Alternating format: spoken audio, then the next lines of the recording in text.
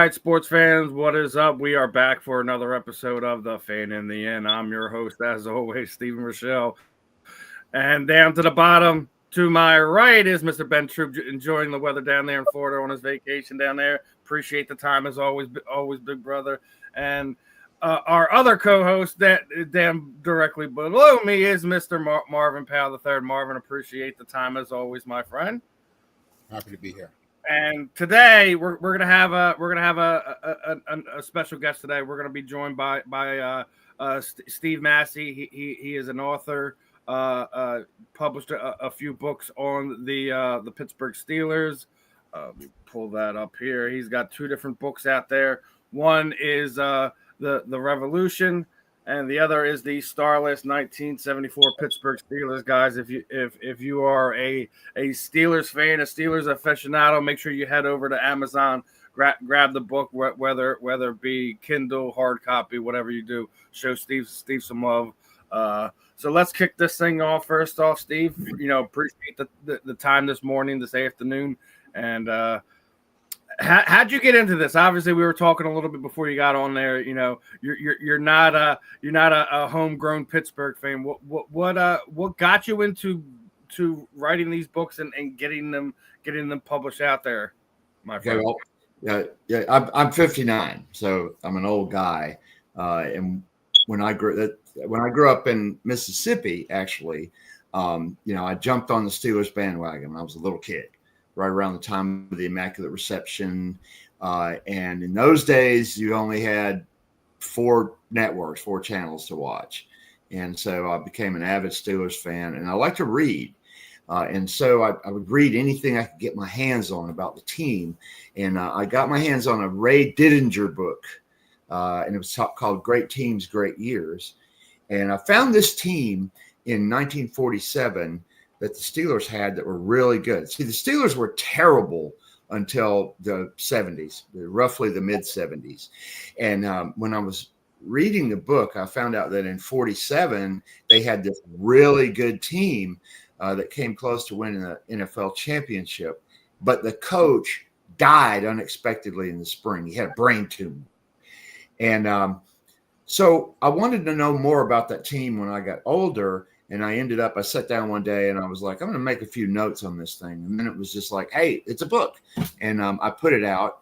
And that was the first book, Starless. And so as I got older, I stayed with the team through the ups and downs. And I was with them, in the 90s with those great Bill Cowher teams. And then the 2 Super Bowls that they won in more recent times, although they're not that recent now because time has passed. So I've just followed the team, been a big fan. And when I wrote the second book, Revolution, which is just out, it's only been out about 5 or 6 weeks. That book came about because I wanted to know how the Steelers were built. And I thought it would be about a 150-page book about, the draft, going to HBCUs and the Blesto scouting and all that. And it was going to be about 100 pages. It turned into a 490-page book with the footnotes, including footnotes. I think it's 550, right around in there. And it's, it was fascinating to research the book. And I found so many topics, so many things that the Steelers did to innovate and to refine the NFL. And the book ends in 1974, not 1980. It's not a book about the dynasty. We've got plenty of really great books about that. I can't compete with those writers. But it's just basically about how the team was built, the system that Chuck Noll had, the assistants that he had, the innovations, weight training, whatever. Ben, let's kick this one off, brother. All right. So, Steve, when I think about the Pittsburgh Steelers, I think about the terrible towel. I think about Art Rooney. I think about them only having 3 head coaches, which to me is just 3 head coaches in your entire existence when certain teams will have 3 coaches in 3 years. When you look at what the NFL is now, What stands out the most? Obviously, you are a Steelers historian at this point with how much what stands out the most to make you go, wow, with all this rich tradition, built into the Pittsburgh Steelers? To me, it's like when they get on the field, it's all about defense. It should be. It hasn't always been that way. in modern times, our defense right now is terrible. It's the highest paid defense in the NFL. I don't know what those dudes are doing, but we're 2-1, and they've made the right plays at the right time. But it's a weak defense. But having said that, historically, going back before any of the four of us were born, that team was known for its brutal defense. They lose all the time in the old days, but if you went up against Big Daddy Lipscomb or Joe Krupa or Ernie Stautner, Jack Butler, you were going to get beaten up. And, it's whether you win or lose. Jim Brown said that he hated playing the Steelers because he'd come out of it covered with bruises. So I'd say it's defense, and there is a lot of stability at the head coaching position. A lot of people are unhappy with Mike Tomlin right now because we can't seem to get past that first playoff round, So patience, the Rooneys are very patient people. I was privileged to be able to interview Art Rooney Jr. a couple of times, and he was the genius behind scouting, and he was the person that, with Jack Butler and Buddy Parker, ironically, created a Blesto, which was the scouting organization that they had. Stability, defense, that's what it's always been about. And two of the greatest quarterbacks in NFL history. Sorry, I have to be a hometown guy every once in a while. Marvin, you got anything? Yeah, touching on what you just said about the Blesto. The NFL has a scouting fellowship named after William Nunn, Bill Nunn, who was also the first contributor to be named to the Hall of Fame. I was listening to you on another podcast, and you had said that you had you may have unintentionally downplayed his role in the process. Can you touch on that a little bit with Bill Nunn and just his impact with the Steelers and what he did with the recruiting? Yes, and I want to explain why I may have downplayed his role. He's got a chapter in the book, but it's not as long as the other. It's not really as long as the other chapters. Bill Nunn is so key to that team that he's actually underrated. But there's a book about him by Andrew Conte, and most of the people that know about the NFL history of scouting know about Bill Nunn. I didn't take for granted that everybody did, but I covered him. But that hardly anybody knows about the Blesto scouts as individuals. People like Ralph Cole, Jerry Neri. Yes, Jack Butler, although if you know football history, you know about Jack Butler.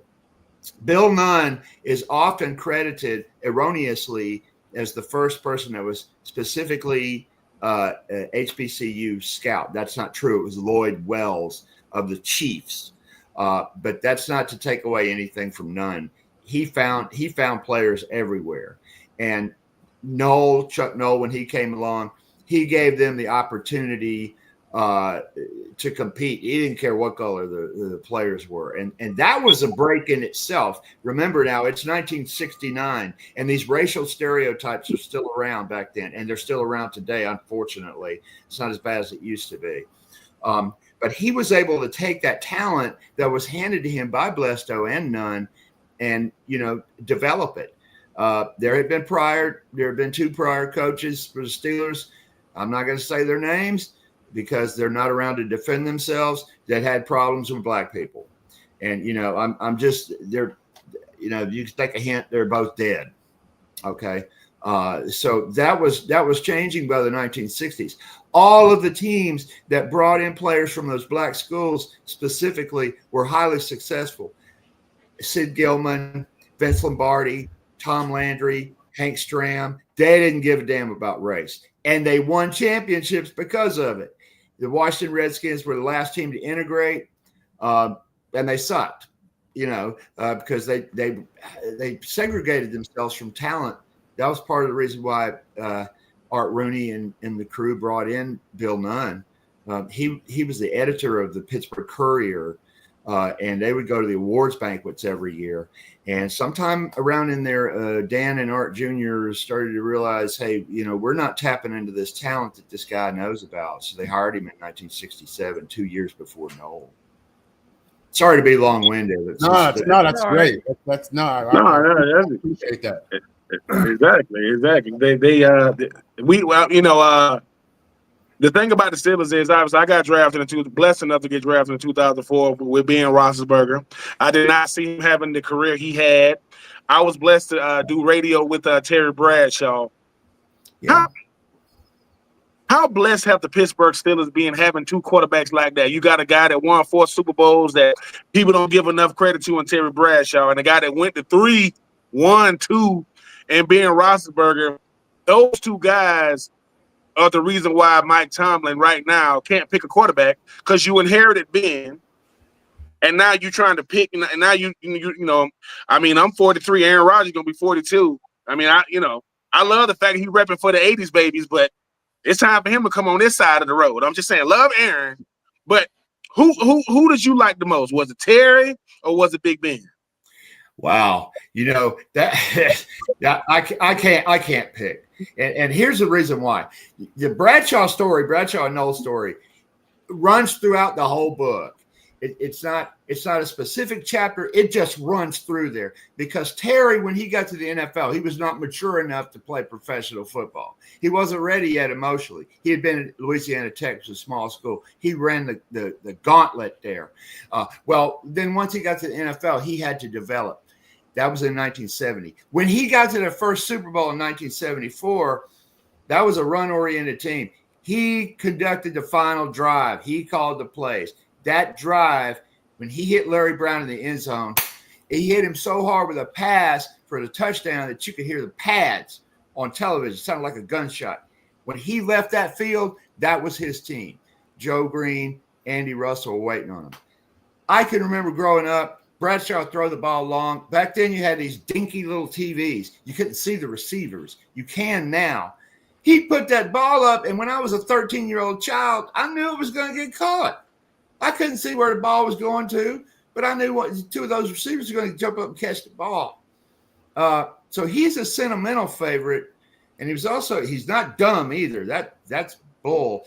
But anyway, you know, he's a sentimental favorite because of my age at the time. Ben Roethlisberger, irreplaceable. Put him right in the Hall of Fame. That man could play football. We really should have had more than 2 championships. That's not on him, though. That's just how it is in the NFL. It's hard to win back-to-back championship. You know, you played ball. But Ben was a great leader. He had all the physical tools. And, you know, I mean, the guy was phenomenal. He was going out. I think there was a stretch of 2 years there. He was going out and throwing 400 or 500-yard games. Nobody does that. It's impossible. Let me sneak in an Aaron comment. Aaron Rodgers was the last thing that I wanted to happen when he came to the Steelers.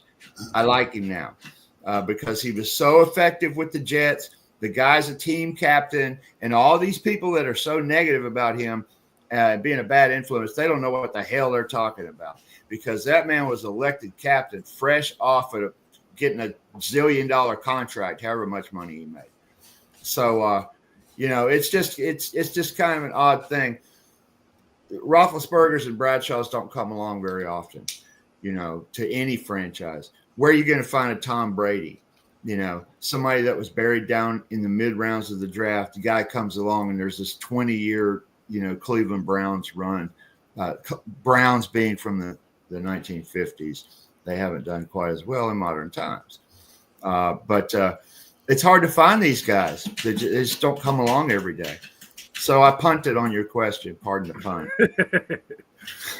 Well, I got something for you. As we're talking about finding guys and stuff like this, when you're looking at some of those older Steelers teams, some teams are not quite happy with how they're built their teams. People were accusing the Steelers scouting departments on hiding film to make sure they could keep guys there in Pittsburgh.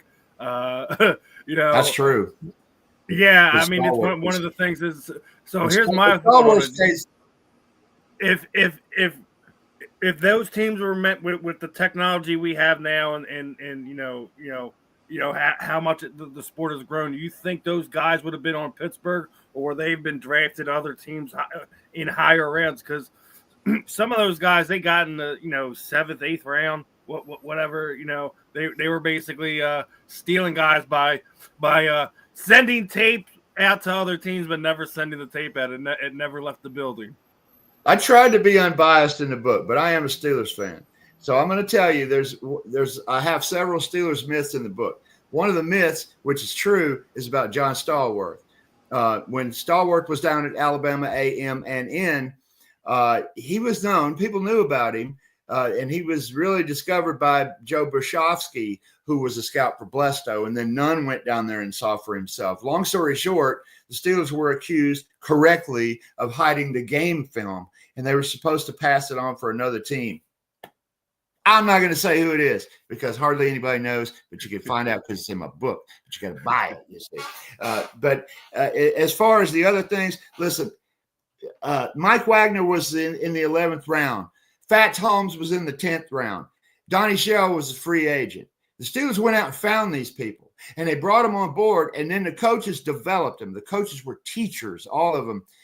Bud Carson, Woody Wiedenhofer, Bob Fry, who got mysteriously fired, Babe Perilli, who hated Chuck Noll after he got cut loose.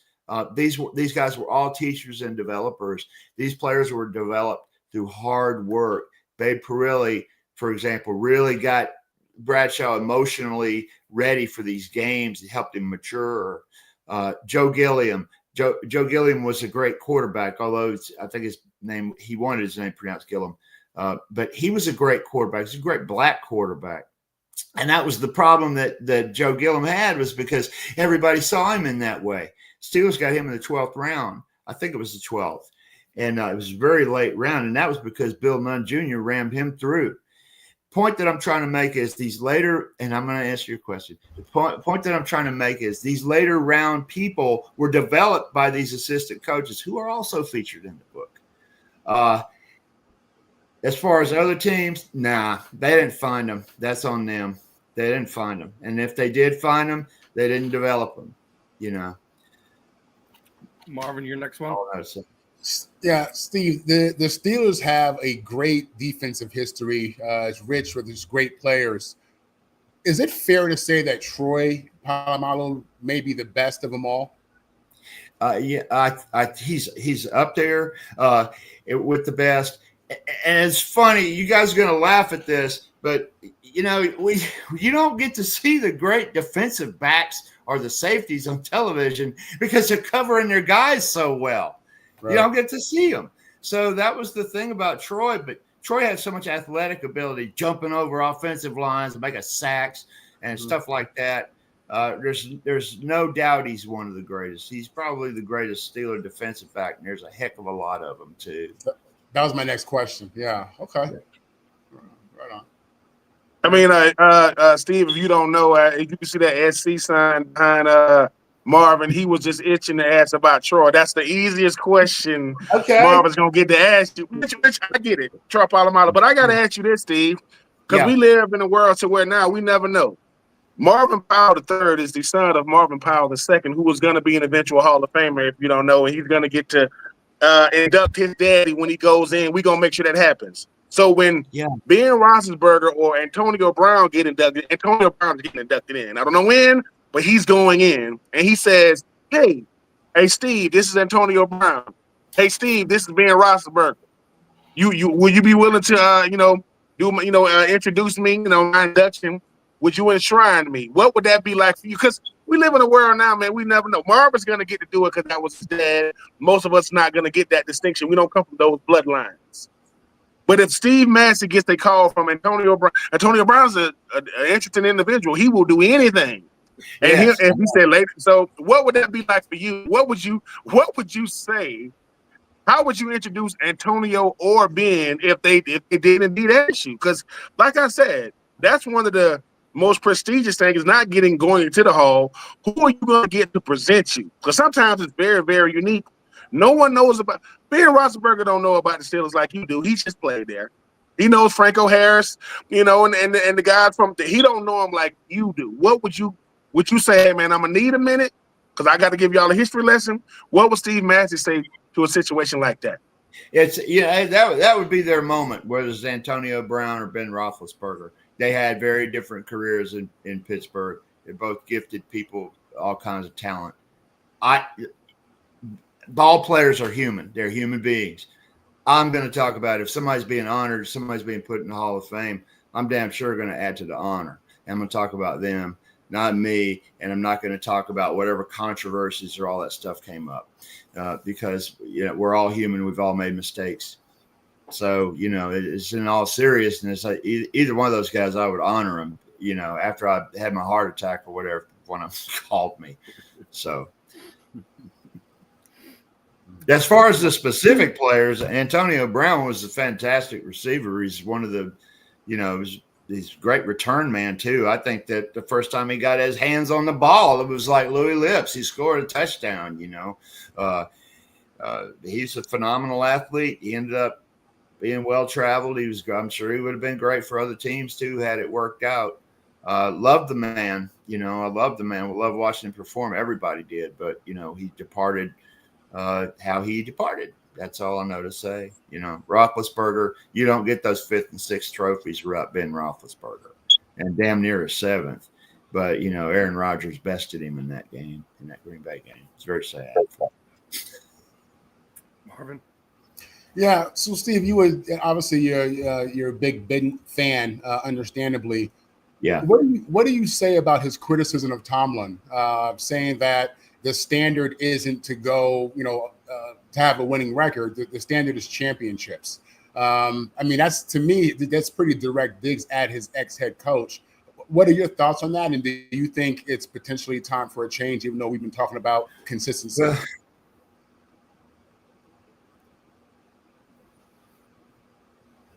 I was on another podcast last year. They asked me about Tomlin, and I strongly defended him. Tomlin's a great coach. Fans have run out of patience with him. Sometimes it's unfair, and I'm afraid to say sometimes it's fair. And let me tell you what changed my mind about Coach Tomlin. That playoff game last year against the Ravens, that was appalling. Excuse me. I didn't play the game. I didn't even play middle school ball. Okay. But I know I've watched enough football over the course of my life to know what a well-prepared team looks like. And Baltimore outclassed the Steelers at every single phase of the game. Harbaugh was so proud. He had that thing so scripted out. It looked crisp, clean. They went right down the field. The Steelers looked like a bunch of kids that didn't know what was going on. I'm not going to accuse anybody of laying down on the job at all. But I'll tell you one thing right now. When Russell Wilson was here, people didn't like, a lot of people didn't like him. They criticized him and all this stuff. Russell Wilson was out there busting his ass. Russell Wilson fumbled the ball at one point. It was a critical point of the game, but that was because Russ was sticking his nose in there and playing ball. And if the rest of the team would have kind of elevated their game, that might have happened too. As far as Coach Tomlin goes, maybe he could pull off something this year, but the fan base is running out of patience. I'd like to see him do better than making the first round of playoffs and then losing after getting behind 21-0 in the first quarter or whatever it's been consistently. Now, do you think it's safe to say that, despite, regardless of what you feel with Tomlin and the offense, that he probably has the best secondary that he's ever had as a Pittsburgh Steelers head coach? He said that whole defense is just fantastic, but they're not getting it done on the field. Something's wrong. I know that. Now sometimes though we're unfair. Like against the Patriots fumbled 4 times in that game. I think it was 4, maybe even 5. I'm not sure. This is the one that was last week. And I saw some chowderhead writing an article in the paper, and it said, well, the only reason the Steelers won is because the Patriots fumbled the ball. Well, they fumbled the ball because of the defense. There were some strips in that game. But they're not playing up to, expectations, not yet. But they're making the plays happen when they need to. 2-1, that's all that counts. There's a lot of talent on the team. I don't know that it's being fully used. If you can go 500 for half of the year, you can always pull off something great, like the 71 Cowboys or like the Ravens did around 2000. Turn it off, or the Steelers in 6. I think it was 6. It was the second one. It was when they beat the Cardinals, maybe 2008. They had a bad season, and bang, they put it all together, and they turned it all around, won the Super Bowl. I don't think this is a Super Bowl winning team this year. It's just me. I think that's fair. Ben, good team, a lot of talent, but Ben, your last few. Yeah, Mike Tomlin never having a losing season. How much, which is crazy to even think about. You never had a losing season. But I gotta ask this. Okay. Mike Tomlin, year 19, he got Aaron Rodgers.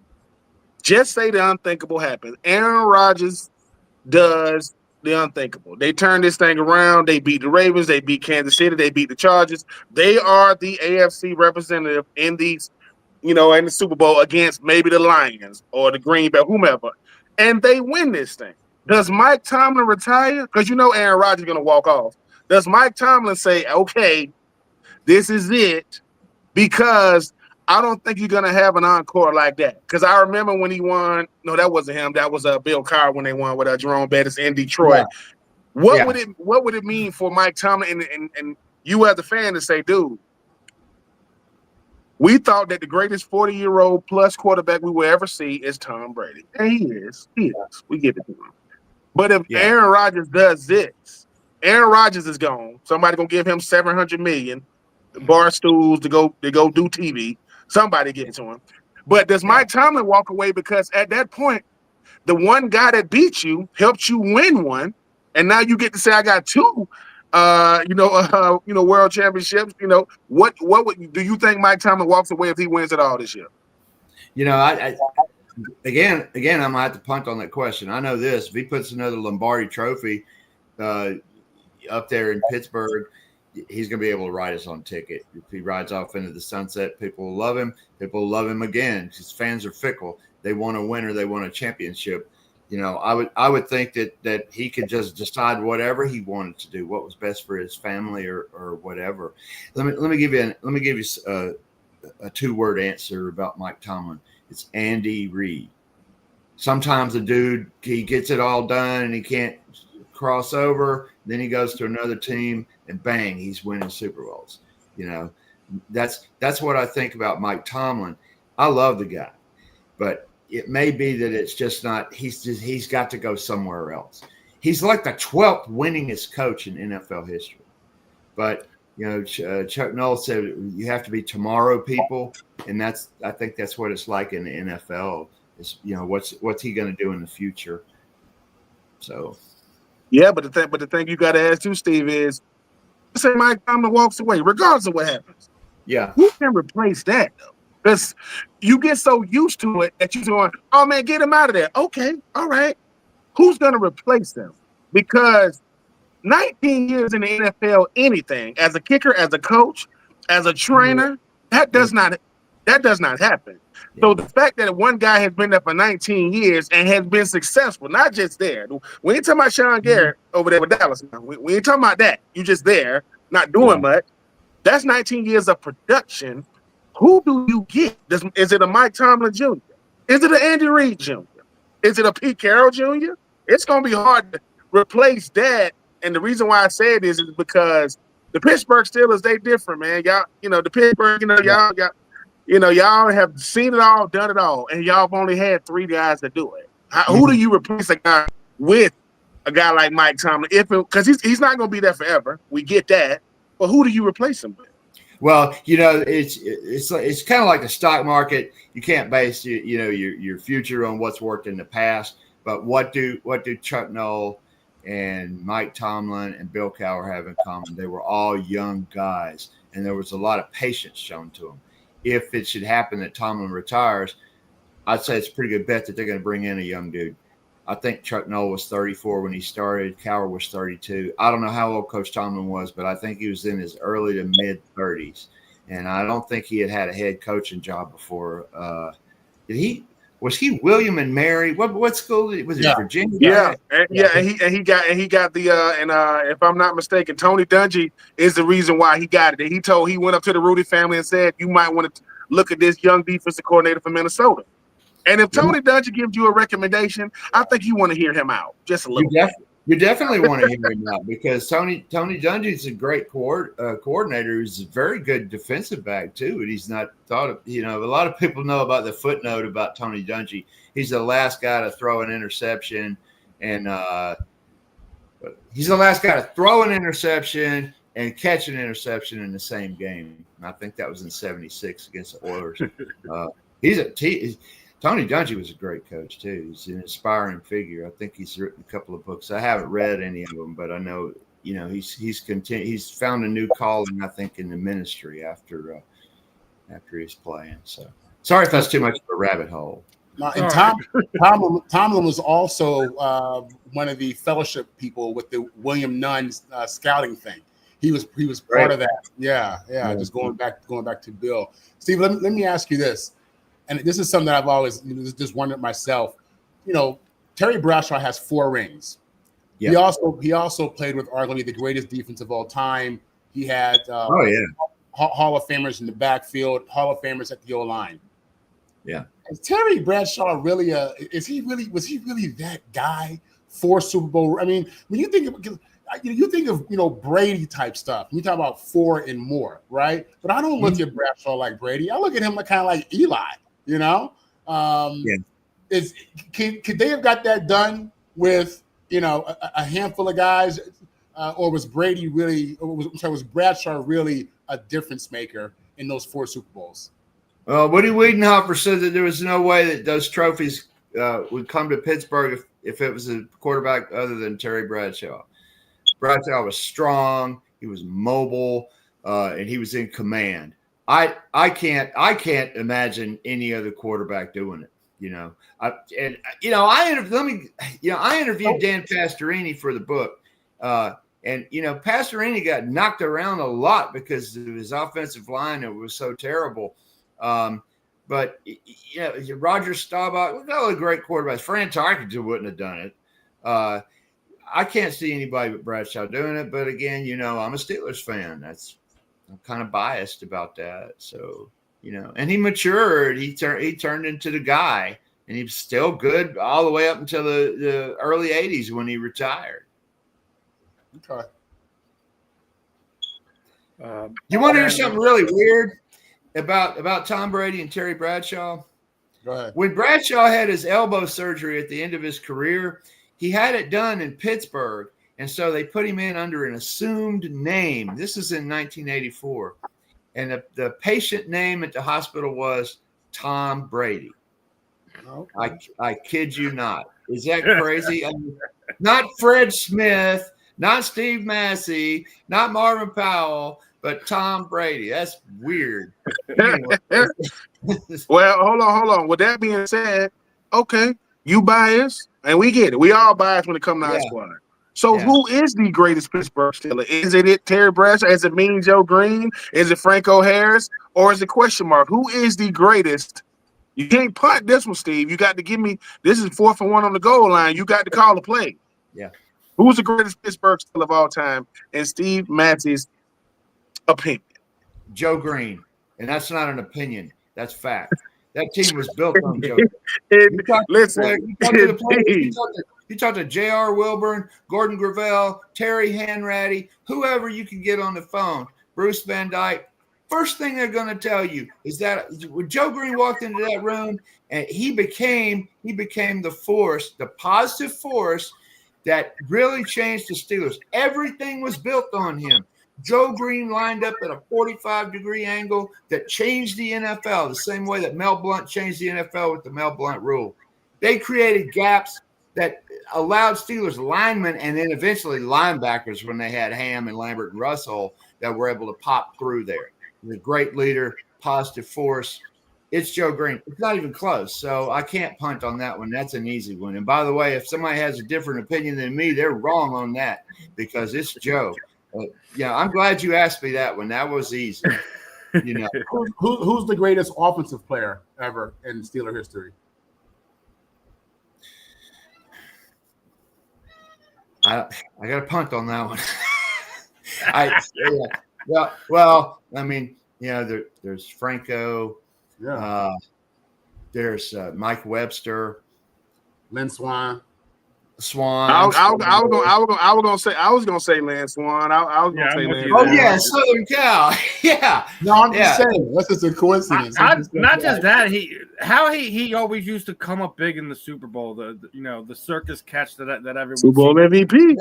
That's why I think I don't think a lot of people give Lynn the respect that he deserves through those teams, just because. Yeah, I don't either. Franco Harris used to get all that love, and then he's splitting it with Stallworth. So I mean, I think Lynn Swann. If you're asking me, Lynn's my guy too. If I am not forced to go. Well, Super Bowl 10 was unforgettable. The thing is people remember the bobble catch that he made and the over-the-shoulder catch when Bradshaw got knocked out. That iced the game away. But he caught the ball on one of those plays. The dude jumped, went out of bounds in the air, and then came back. That's crazy. That's great. I mean, we don't talk about that enough. I know you got the immaculate reception, but yeah, and I know he took. Look, Lynn Swann is the reason why smaller receivers got respected as guys that could dominate. Like he wasn't the biggest dude, but he didn't play. He dominated. He did ballet in the offseason. You ain't gonna say a word to him. You ain't saying nothing. And he played for a smash mouth Pittsburgh Steelers team. They were smash mouth when he played, and he still got it done. And didn't Stallworth go into the Hall of Fame? And he did his speech, and Stallworth said, "You'll be back. I'm gonna do yours." That's some crazy stuff. Teammates get to enshrine each other. That's pretty dope. Yeah, and that point about Bradshaw having the two wide receivers, there's absolutely no question. They wouldn't even let those guys get hit in practice. Steve Corson said the defense called those guys the China dolls because Noel wouldn't let them hit either one of those two dudes. And Stallworth, to me, Stallworth had speed. Eventually, he had size. He started out as a scarecrow like L.C. Greenwood did. But then they got him in the weight room and got him built up. In a lot of ways, when I was growing up, I didn't appreciate John Stallworth because Swann was such he was an affable guy. He looked great on TV. He's well-spoken. And when he got out on the field, it was magic. When I was a little kid, whenever he used to get hit, I always thought, well, that was a dirty hit on Swann because he was such a likable person. Stallworth was quieter. And, they were both great receivers. Really liked him. I like Benny Cunningham's afro. He had Benny was a tight end, him and Randy Grossman. I can remember having Benny's football card, and the thing that I noticed about him was the big fro. I like that. But again, it's a 70s thing. Yes, sir. So being Joe Green, no question. And anybody that say something about it, they are wrong. They don't know what the hell they're talking about. They're not just wrong. That was Joe. It's Joe. And you know what? I found that out when I researched the book. Because when I grew up, I wanted to be Jack Lambert. I'd go out in the yard and I'd try to be Jack Lambert. I love playing defense and all that. When I researched that book, it took me 6 years to write Revolution. When I researched that thing, I found out PDQ that it was Joe Green. He was the best. All right, Steve, before we get ready to let you go, what we typically do is kind of throw the floor to you. Anything you'd like to say, let people know where to find you, where to find you on social media, whether it be Facebook, Instagram, YouTube, X, whatever your social media platform of poison is. The time is yours, my friend. Well, you can find me I'm on Twitter, X, whatever it's called. I'm on there. I've been on there for a while. You can just Google my name and put football or Steelers, and it'll pop up. I'm also on Facebook, and my books are Starless. That's the first one that I wrote about the 47 Steelers leather helmet days, and the other one is Revolution, which came out just a few weeks ago. And you can get both of these at Amazon. They're also at other retailers online, Barnes and Noble, and some places like that. Come join me on Facebook. We'll talk football, talk whatever, as long as it's sports. I don't do politics. Forget Smart that. Man. Smart man right there, my friend. we like to stay away from that here. We don't accept it in the chat room. None of that. Listen. We're here to have fun, talk sports, and engage with one another. Not find reasons to point fingers and yell at each other. Obviously, we us three yell at each other about different things, but we ain't yelling out of anger. We just yelling out of passion. But the point being is, come find me. We'll talk about football. I'm an NFL fan. I respect other teams. I respect other players. That's the way that I've matured into, my silver years. So I appreciate you guys having me on. I really do. Oh, it's definitely Buy my book. It's cheap. It's quick. It's a great read. I'll make sure we put some posts out there to show you some love today, Steven. All right. Thanks, guys. I appreciate it. You have a good one, my friend. All right, everyone. That was Steven Massey. That was, fun one, learning a little bit about the Pittsburgh Steelers today. Obviously, I'm a PA guy, so I have no qualms with having the Steelers guys on there. But let's dig into this because, man, week 3 was crazy. Now, before I get into the actual week of the craziness, me, Ben, and Marvin are gonna have to touch on something because this came through the pipeline yesterday. Me and Ben, we've already talked about this multiple times throughout the last year or so, especially during the offseason, is what is going on with C.J. Gardner-Johnson. As he was released again, and via the reports, it's the exact reason that he got let go in Philadelphia, why he got shipped out to Houston, voicing his opinion in the locker room, not happy with his role, wants to be blitzing more, wants to do this more, calling out teammates, things of that nature. Obviously, he wasn't doing it via social media like he had been here in Philadelphia, but the internal friction ended up only playing 3 games down there in Houston. He's a free agent right now. I know we touched a little bit on this last night, Marvin, so let's let Ben kick this one off. Ben, what is wrong with C.J. Gardner-Johnson right now? I think sometimes with a guy like C.J. Gardner-Johnson, his perception, it doesn't match his reality. And sometimes, your reality has to suck for you to get it. See, what people don't know about Chauncey Gardner-Johnson is since 2021, he got the most picks in the NFL. He got 16. He has the most since 2021. The problem is 12 of those came in Philly. 12 of them came in Philly. I think sometimes when you don't realize I came over to Philly because they wanted to give me a chance to play safety, not slot corner. It worked. Went to a Super Bowl, didn't win it. Then I go to Detroit. Then I come back to Philly. Still the same player. The team is a little different, but I got a lot of core pieces, and we win again. And here comes the friction.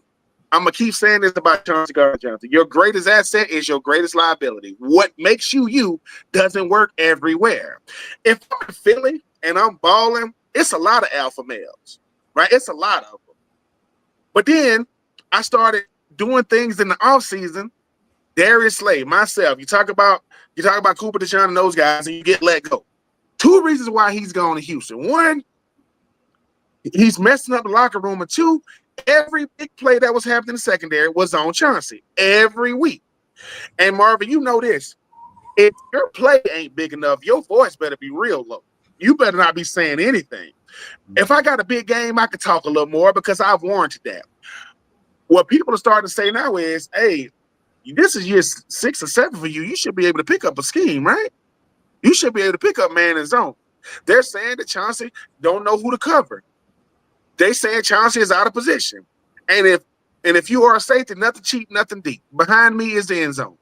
It's an easy decision for a guy like DeMeco Ryans because when you come to a team as a veteran, you're there for your play.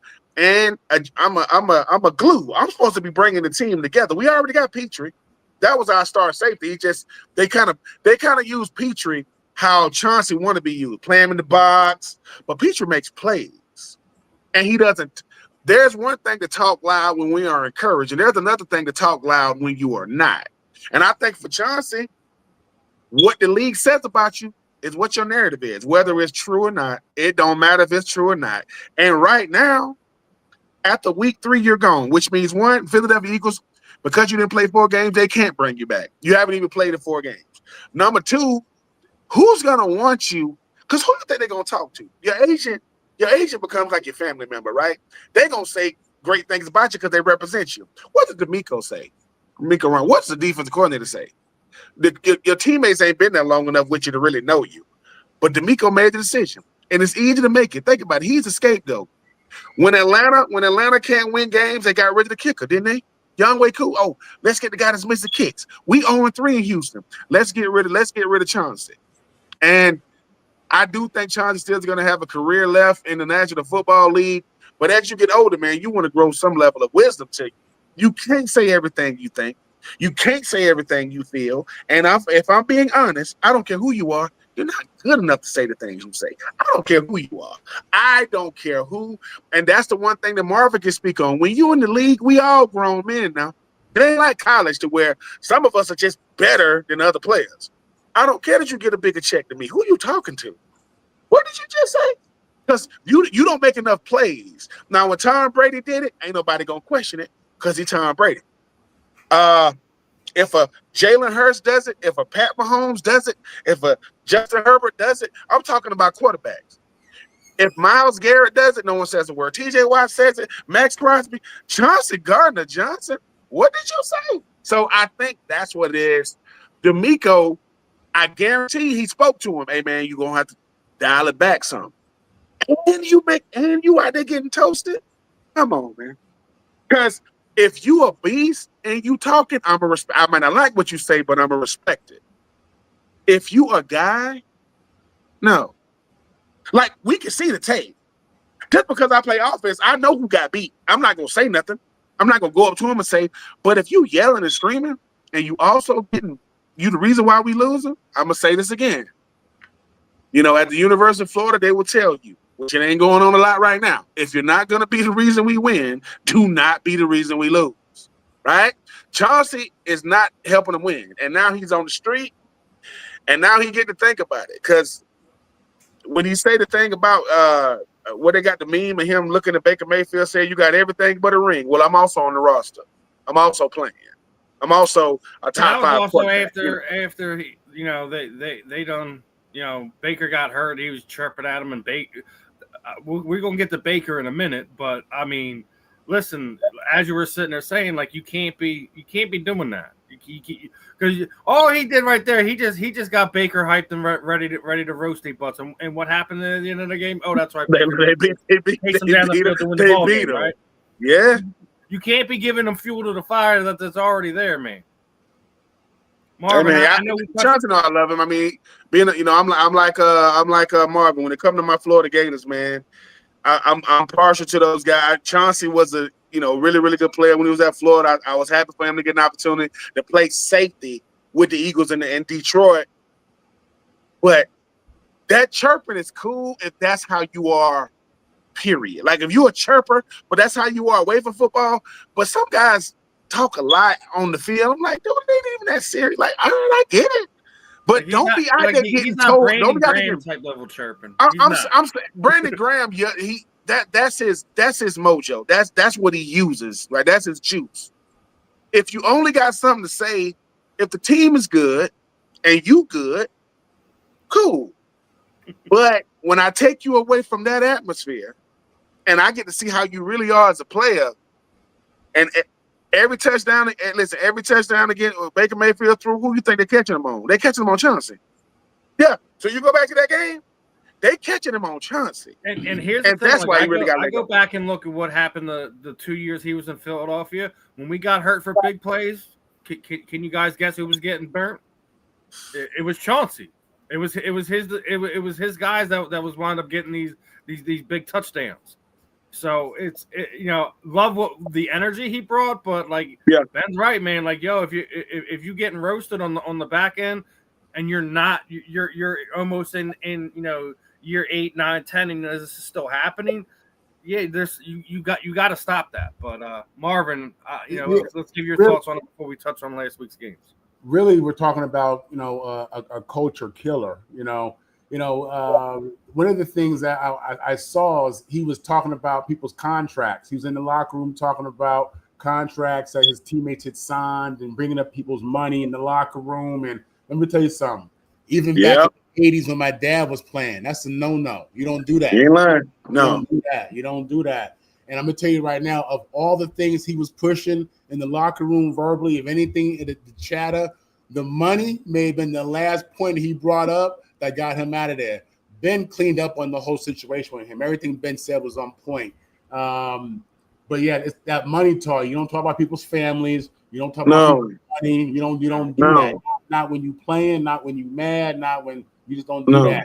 So that on top of the fact that you out there getting beat, yeah, you gotta go. Talking about people cheese. Let me kill this myth about money real quick. The money that I got is what I negotiated. That's not what I wanted. That's what I negotiated, and that's what I agreed to. We need to stop thinking. Let me tell you, there ain't a player on the planet think another player should get more money than him. I don't care what that player is doing, because contribution is not the same as value. My contribution to a team is not. Yeah, a quarterback is the most valuable player on the squad. He's going to get the most money. His contribution is not the same way. He don't play on special teams. He don't block. He don't kick. He has to run. And I'm just saying, if we're giving contracts based off of contribution, that salary cap got to go way up. Because the three players that cannot get hurt is the kicker, long snapper, is the kicker, long snapper, and punter. Let them get hurt. All hell finna break loose. Because now you finna have a punter kicking or a kicker punting, and you got a guy like me out there trying to long snap. Let me tell you something. The worst game in life is if every game I go to long snap and say, you good? Yeah, I'm gonna need you to be good for the whole game. I don't need no nonsense out of you. Because if I got to do it, I got to take my gloves off. I got to look back. Say, oh, the wrong way. I got to look at them again. You know, I'm just telling you, value and contribution on a football team is not the same. That's why if Chauncey was doing that, I'm gonna tell you what happened. Somebody went and told D'Amico, hey, you might want to get your boy. Because he over here telling me, boy, your contract say that's when your hands go from this to this. We finna knuckle up. Dude, who you talking to? I don't care if you are a good player. Because at the end of the day, we men first now. We are grown men. And you get to talk. Because you're trying to tell me that I make too much money. What? So, yeah, I didn't know he was doing that, Marvin. So, yeah, D'Amico said, bro, listen, I treat you like cancer, homie. I cut you out. I'm going to get you out. You know what I'm saying? So, yeah, if Chauncey was doing that, because you know what they saying? Bro, how you going to ask me about my money? I mean, are you earning your money right now? Right. Oh, we want to. Don't do that now. We real petty now. We'll get real petty. I'm in this topic on this. Eagles fans, he's not coming back to Philadelphia. I think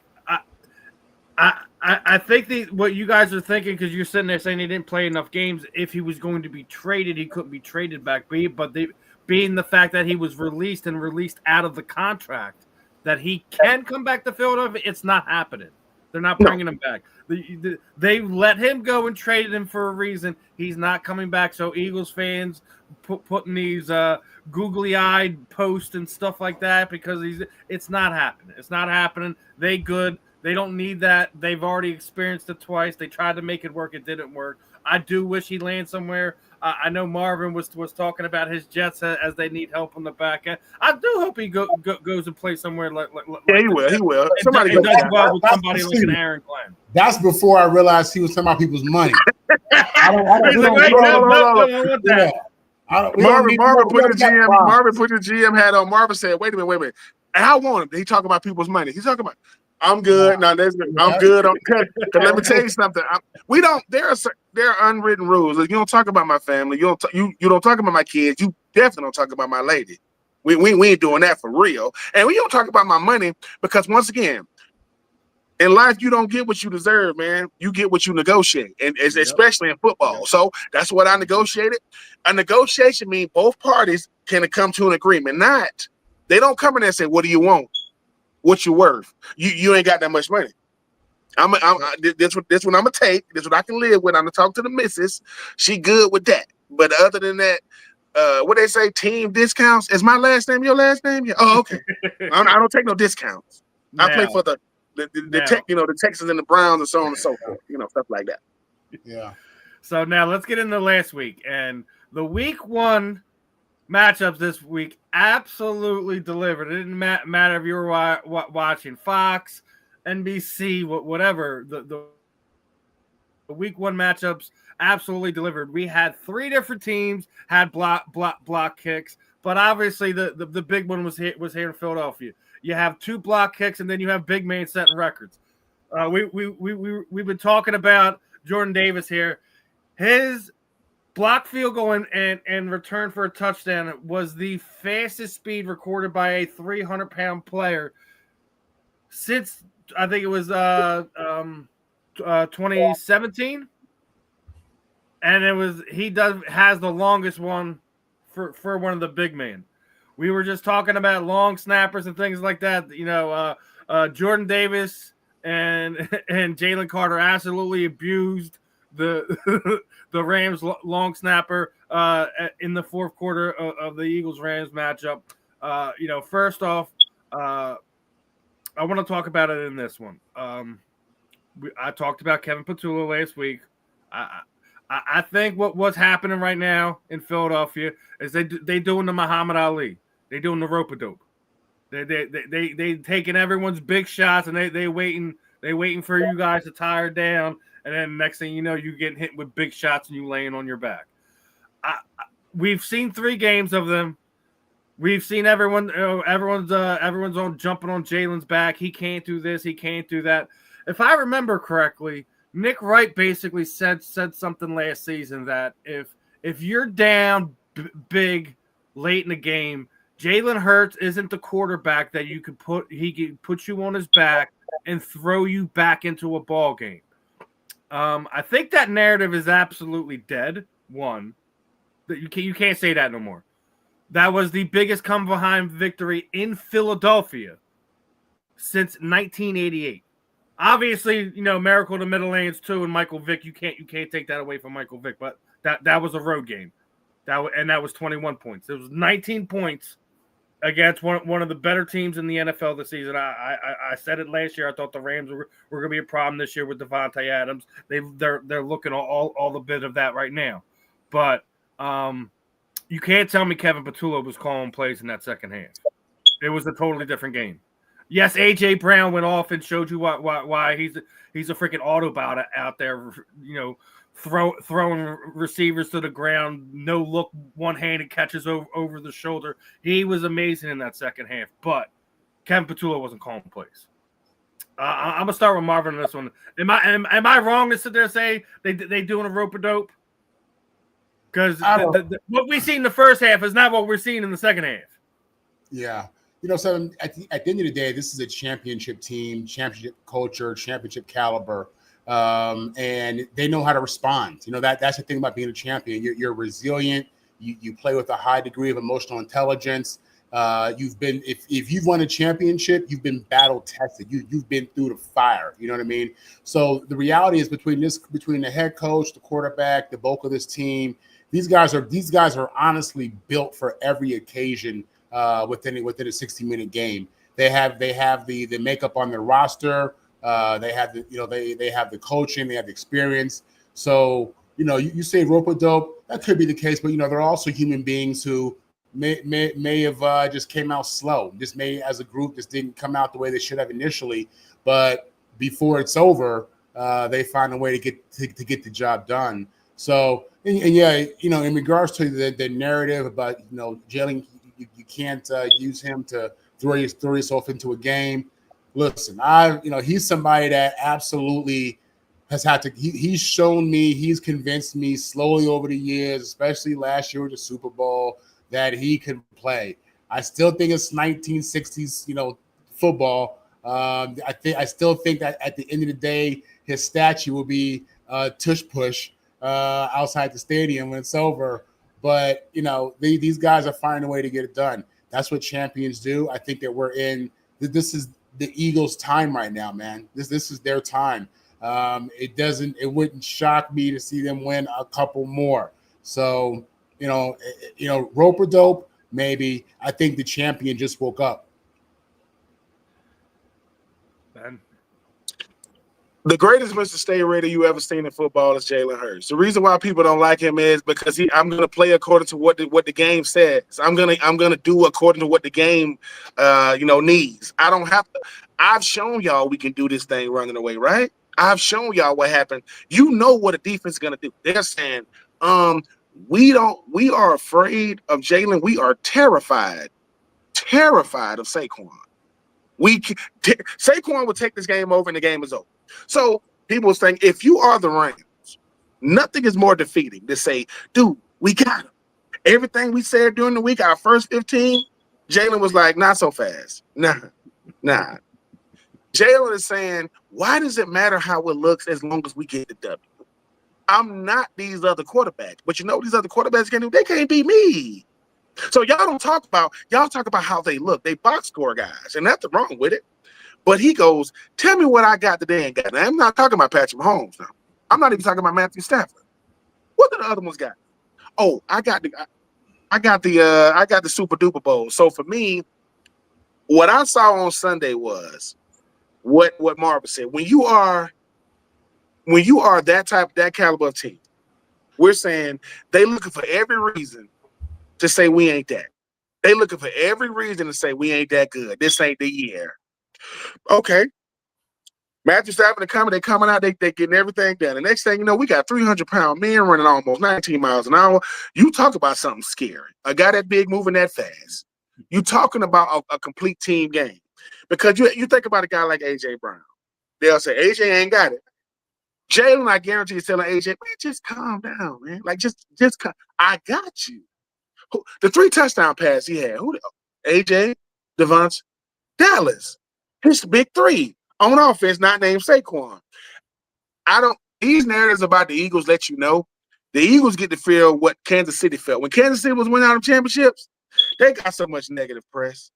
People lying about them, they cheating. It's the NFL is rigged, it's scripted. If it was scripted, they would have won last year, right? They would have did a 3-peat. It's not scripted. When you are on top, people make up stuff about you. When you at the bottom, no one cares. No one cares. If you are the Eagles, what makes them scary is they're saying, dude, we don't care how it looks. We want the dub. We don't care if it looks running away, dominating, scratching and clawing. We care about that other team scratching their head at the end of the game saying, what happened, dude? Like, did we just lose? Like, yeah, and we was up. So Jalen, to me, is the type of quarterback you would want to build around because he's cool under pressure, man.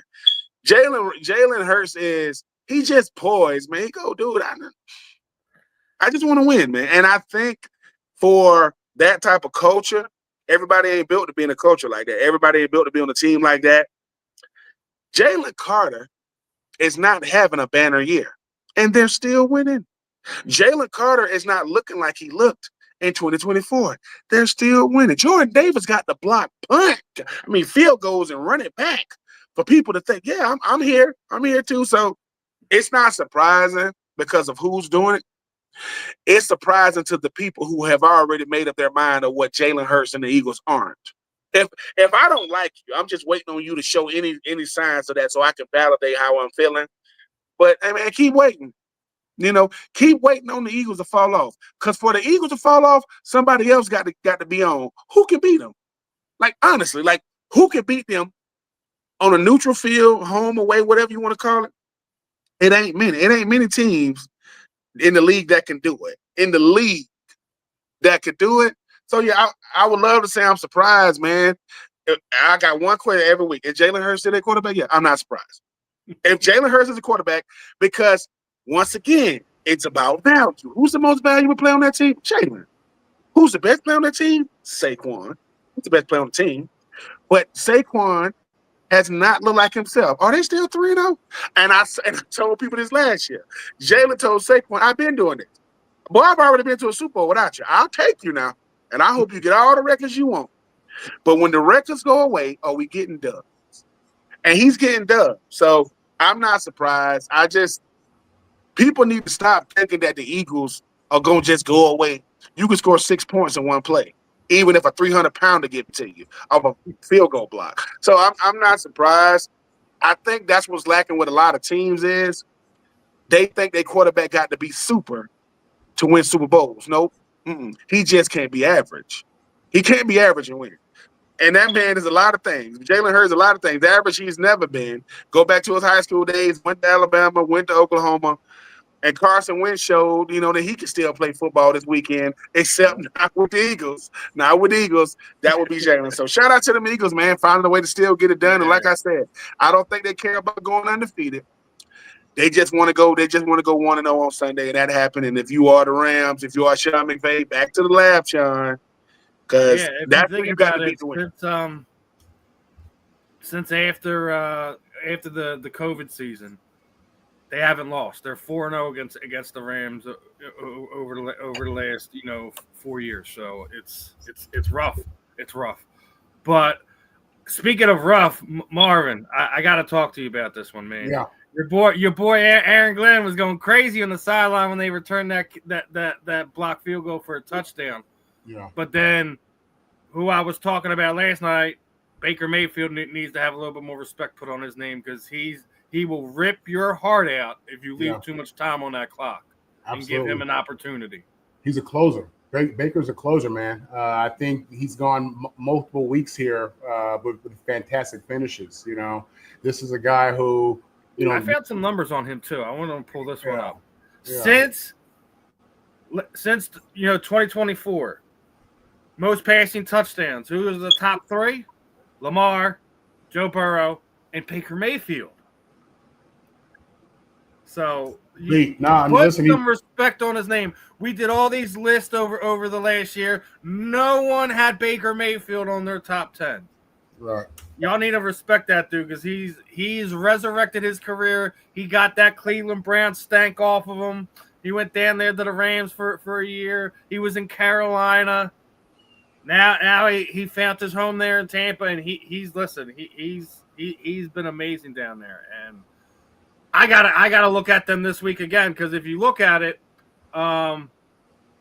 Eagles have lost 3 of their last 4 going down there to Tampa Bay. We lost playoff game down there. They embarrassed us in 2023. In each of the last 2 regular seasons we've gone down there, we've taken hard L's. And it ain't gonna be any easier this week, because it's gonna be 103 on the field, projected to be on Sunday at 1 p.m. So it's not an easy task for the Eagles going to be going down there. And Baker Mayfield ain't going to make it easy. I mean, obviously, the football gods have made it a little bit easier, as Mike Evans isn't going to be playing. He's expected to miss a few weeks with a hamstring injury. Hopefully, he gets back there. Unfortunately, we're not going to see him and Quinyon Mitchell jawing at each other again. I'm pretty sure that Mike's going to know who Quinyon Mitchell is now. But Baker Mayfield you need to respect him more. He's brought in the Tampa Bay Buccaneers back 3 times with game-winning drives in 3 straight weeks. That has not happened since, I think, 1970. You cannot leave time on the clock for this dude. If you want to beat them, you're going to have the ball last, and you're going to be having to put points on the board, because that's the only way you're going to beat him.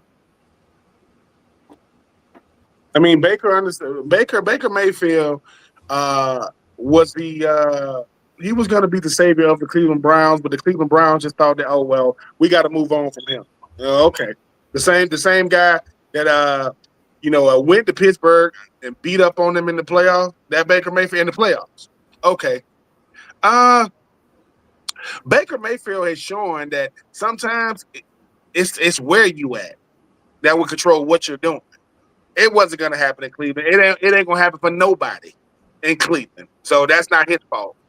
Now, you talk about him going to Carolina. You talk about him going, to the Rams. But what he did was, when he got to Tampa, he said, "Oh, this is what culture feels like." Yeah. When you're the best culture in your division, culture leads to winning. That's what it leads to. You got to have a culture first. That's team, that's chemistry, right? That's play calling, that's all those things combined. And he's gotten that. And which leads to what he has now. He's confident. He's playing very confident, and he knows that I got a team around me. If I put it on my quarterback to where I don't have to win the game for you, but I can put you in a position to win the game for us, that's why he's playing the way he's playing. And in the NFC South, it is Tampa Bay. Just like in the NFC East, it is the Eagles. right? When I got the best culture, that usually leads to a lot of success throughout the course of the year. And no greater confidence builder than what he's been able to do against the Eagles. The Eagles are a confidence builder because they are the barometer in the National Football League. But it's going to be, if you are Baker Mayfield and company, yeah, you don't look, people think practicing 100-degree weather gives you the advantage. You just go, hey, man, you just get used to it. But if you are the Eagles, they're not going to let that be a factor. None of those guys do. Look, fellas, drink a lot of Gatorade, get right, because Jordan Davis, let's show it again. Let's do it again. To them big guys, man, they're gonna have to be ready to go out there and deal with that heat. They ain't gonna let it happen. John Clark has said that they're changing their travel plans. They're actually going to be heading down there a few days early so they can have a practice Saturday in that heat to kind of prepare for it. And also, like I said, they lost 3 out of the last 4, so they're preparing themselves to deal with Tampa Bay. So it should be interesting. Yeah, it's gonna be a and if you are the Bucks, I want to know how good are we?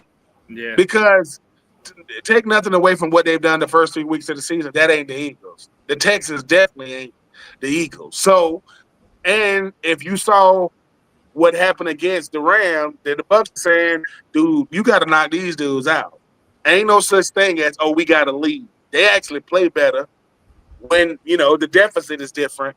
But I think it's going to be a good game. You got the 3 teams in the NFC right now, to me, are the Bucks, obviously are the Eagles, and the Lions. Those are the teams right now in the NFC. I'm glad you didn't mention those 49ers. They're getting lucky right now.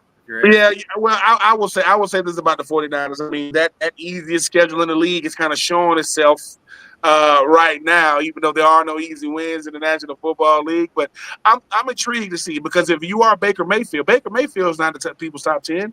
Jalen Hurts is not in people's top 10, and neither one of them like it.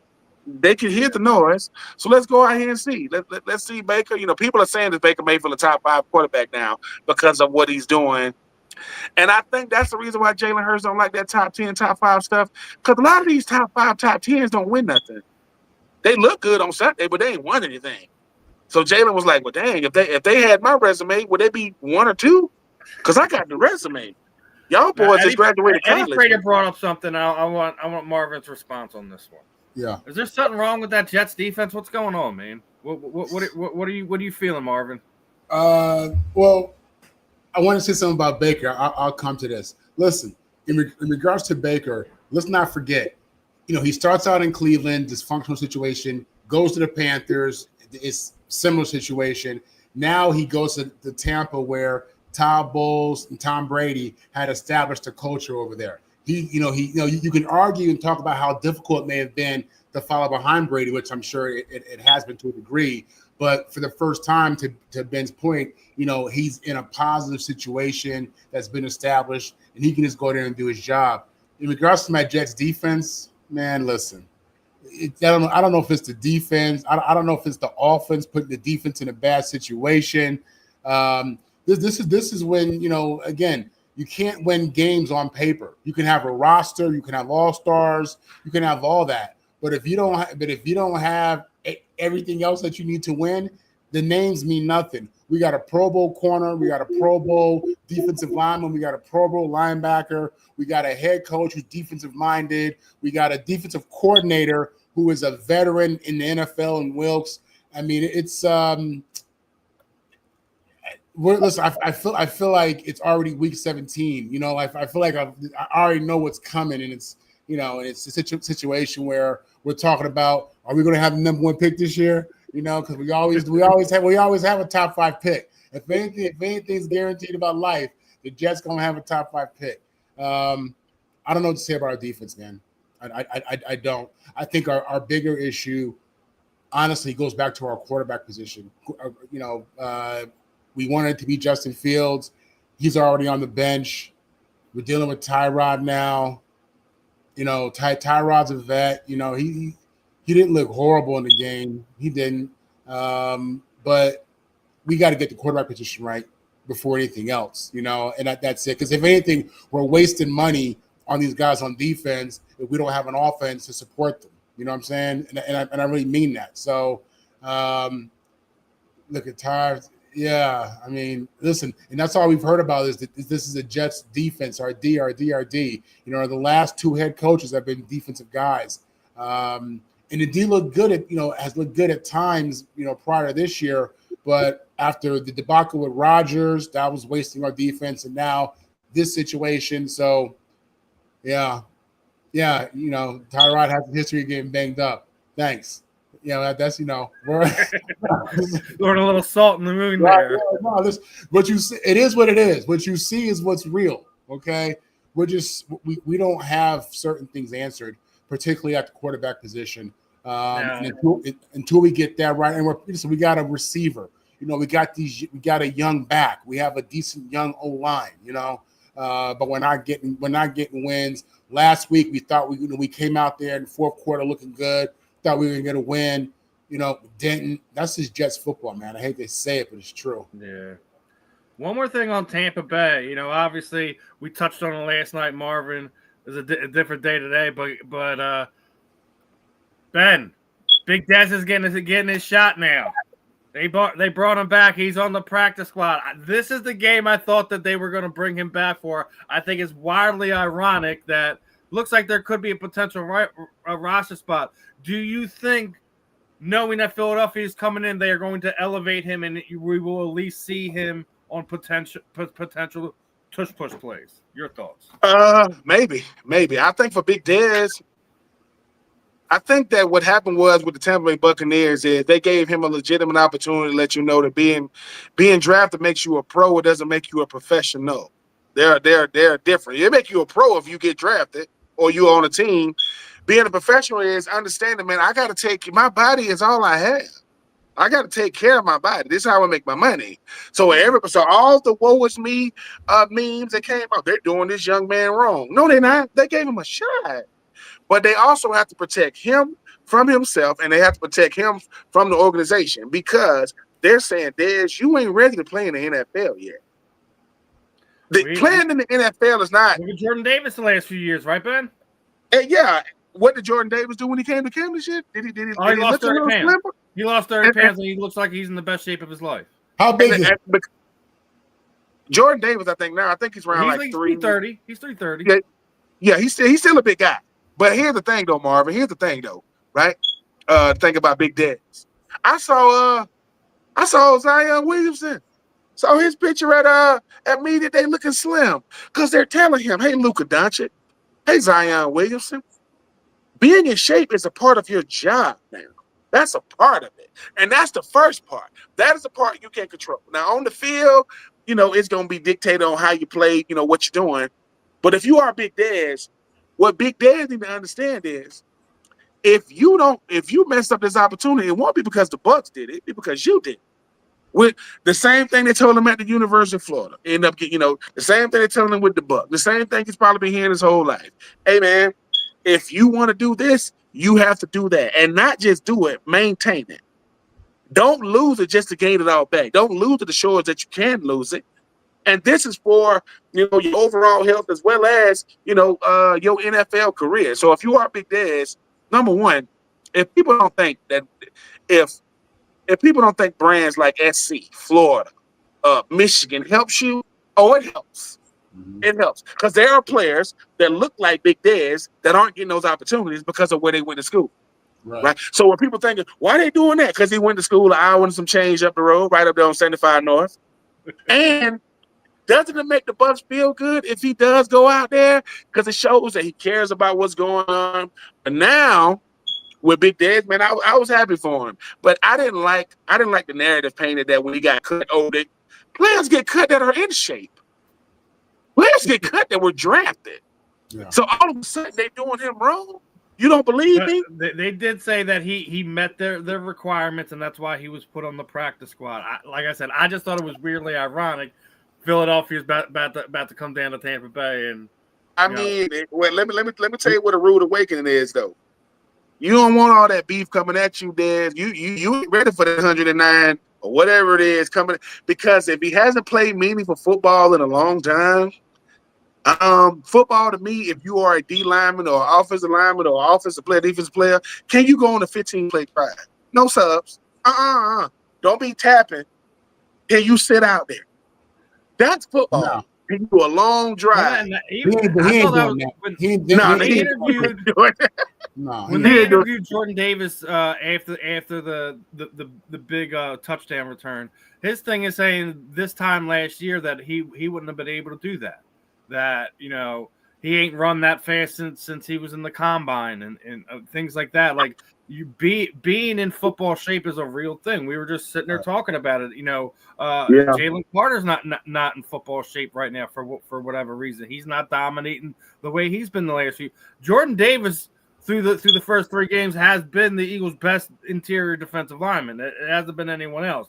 So, you know, I'm glad that he's taking it seriously this year. I hope Dez takes this opportunity seriously, that he isn't just a short yardage guy that's trotted out there a handful of times a game, that we can actually see what he can do. Obviously, you know, you want to see him do well. I would like to see him in there for more than just, you know, run stopping situations, things like that. So, was he drafted or was he a free agent? What was that? He was a free agent. He was an undrafted free agent. Okay. And for those who don't understand this part, to bring Big Dez in, that means you had to let go of somebody. So somebody got let go to make room for him. And practice squad simply means that you are one injury away from getting called up. So if somebody gets hurt out for the year, you get called up. I think the thing about Big Dez that people ain't saying either is when he does, or if he does get called up and he goes into the game and he's not productive, because that GM or that scout is saying, "Hey, Dez, man, we going out on a limb for you, man. Like, you a fan favorite already." Yeah. These type of things, which it happens for certain players, but I'm rooting for every player in the National Football League, just like I'm rooting for every player in college football, regardless of what team you play for. But everybody ain't ready for them lights, man. Everybody think they want, hey, man, I want to be a starter. I want to be. No, you want the money. That stuff is rough, man. It is. I mean, Marvin. No, you want the dream, not the reality. Listen, Marvin, when you go from, hey, man, I'm at SC and now I'm contributing, like being a key contributor at a big-time college prepared you kind of for what the league is, because this is big business. What you mean? Hey, man, how did A.J. Brown come down with that catch? Because we pay him to come down with it. Right. I am paying you to do it. I don't want to hear that. How was Calvin Johnson able to do that, what he did? They paid him to do that. And he was the best. He got 3 guys on him. But when they put it in the air, that's 6'5" with a catch radius. And all these. So I think what people don't get about the National Football League is this is what you do for a living. Yeah. This is what it is. I pay you to make that throw on 4th down in the 4th quarter to either win the game or seal the game. So when people say, why is Derrick Henry acting all crazy on the sideline? Because he knows, hey, dude, they ain't bringing me here to lose games. I can't be fumbling the ball. Yeah. And then Harbaugh said, well, I think he's probably the biggest surprise of having a rough start is Derrick Henry. I didn't have it in my bingo card that he's going to have, like 4 fumbles in the first 3 games or something like that. So yeah, he's beating himself up, and everyone's like, "Oh, why doesn't the media go after Derrick Henry like they do Travis?" Well, Travis is doing it on the field, and he's yelling at his coaches. That's first off. Derrick Henry is on the bench by himself, beating himself up over it, not berating a coach, a teammate, etc. He's beating himself up over that. So the people that are sitting there saying, "Why I ain't getting the same treatment?" because it ain't the same situation. Stop trying to compare one to the other. But yeah, that's been the biggest surprise, and I want to get right into this next one because we're 3 weeks in, and the hot seats are starting to boil. We got a few names on this list I think are rightfully so. Mike McDaniel, I think he maybe makes it one more week if they lose another game. He may make it another week. I think it's almost writing on the wall that he isn't ready to be a head coach in the NFL, and he probably should be a coordinator somewhere for a few more years before given another opportunity. We all knew Brian Daboll was on the list. Brian Callahan, please stop. They're really just getting that guy a team around him. Then you got Kevin Stefanski at the bottom of the list. They just upset the the Packers. I'm not quite sure that the team's a mess as it is, and the Carolina Panthers guy. I don't know if you want to rip another one out there, but surprising when I was going through all this stuff and looking at the head coaches, they turning on your boy already down there, Marvin. They want Aaron Glenn out there. I think that's way too early to do that to Aaron Glenn. First off, but on that list, I don't think the guy in Carolina should be on there. I don't think Dave should be on that list. You're really just getting the Bryce Young to kind of get into his own thing. They just beat the doors off of Ben's Falcons. They just beat the tar off them 30-0. Sure did. Ridiculous. I don't know if I would have him on that list, but Brian Dable is absolutely on this list. I mean, just this stat alone, right? What we've seen out of the last few players leaving New York, they've had big years, right? You go and look at what the Colts are doing, what Daniel Jones is doing. They've never had a start like that, and that's even into the Peyton Manning era. To that point. So when we're looking at this, if there's any name that should be on the top of the list, I believe Mike McDaniel absolutely should be there. But Brian Dable is probably the only other one I feel at this moment should be on the list. And we already seen the effects of what's going on there in New York, because we talked about it last week. The Jackson Dart era is coming. It's here. He's going to be starting this coming week. No more these weird things. Put him in there and running attempts and having him doing weird stuff out there. Let him actually throw the ball, get a feel for what it is, and we'll see what Jackson can do. But is there somebody that is not named on that list that we should be looking at? I wouldn't say that, and I definitely, first of all, I wouldn't have Aaron Glenn on that list. I came across that. I was like, why are the New York fans already turning on Aaron Glenn? That's the New York media. Come on, these people are crazy. They're like Philadelphia fans. It's just nuts, But I definitely want to have Aaron Glenn on there.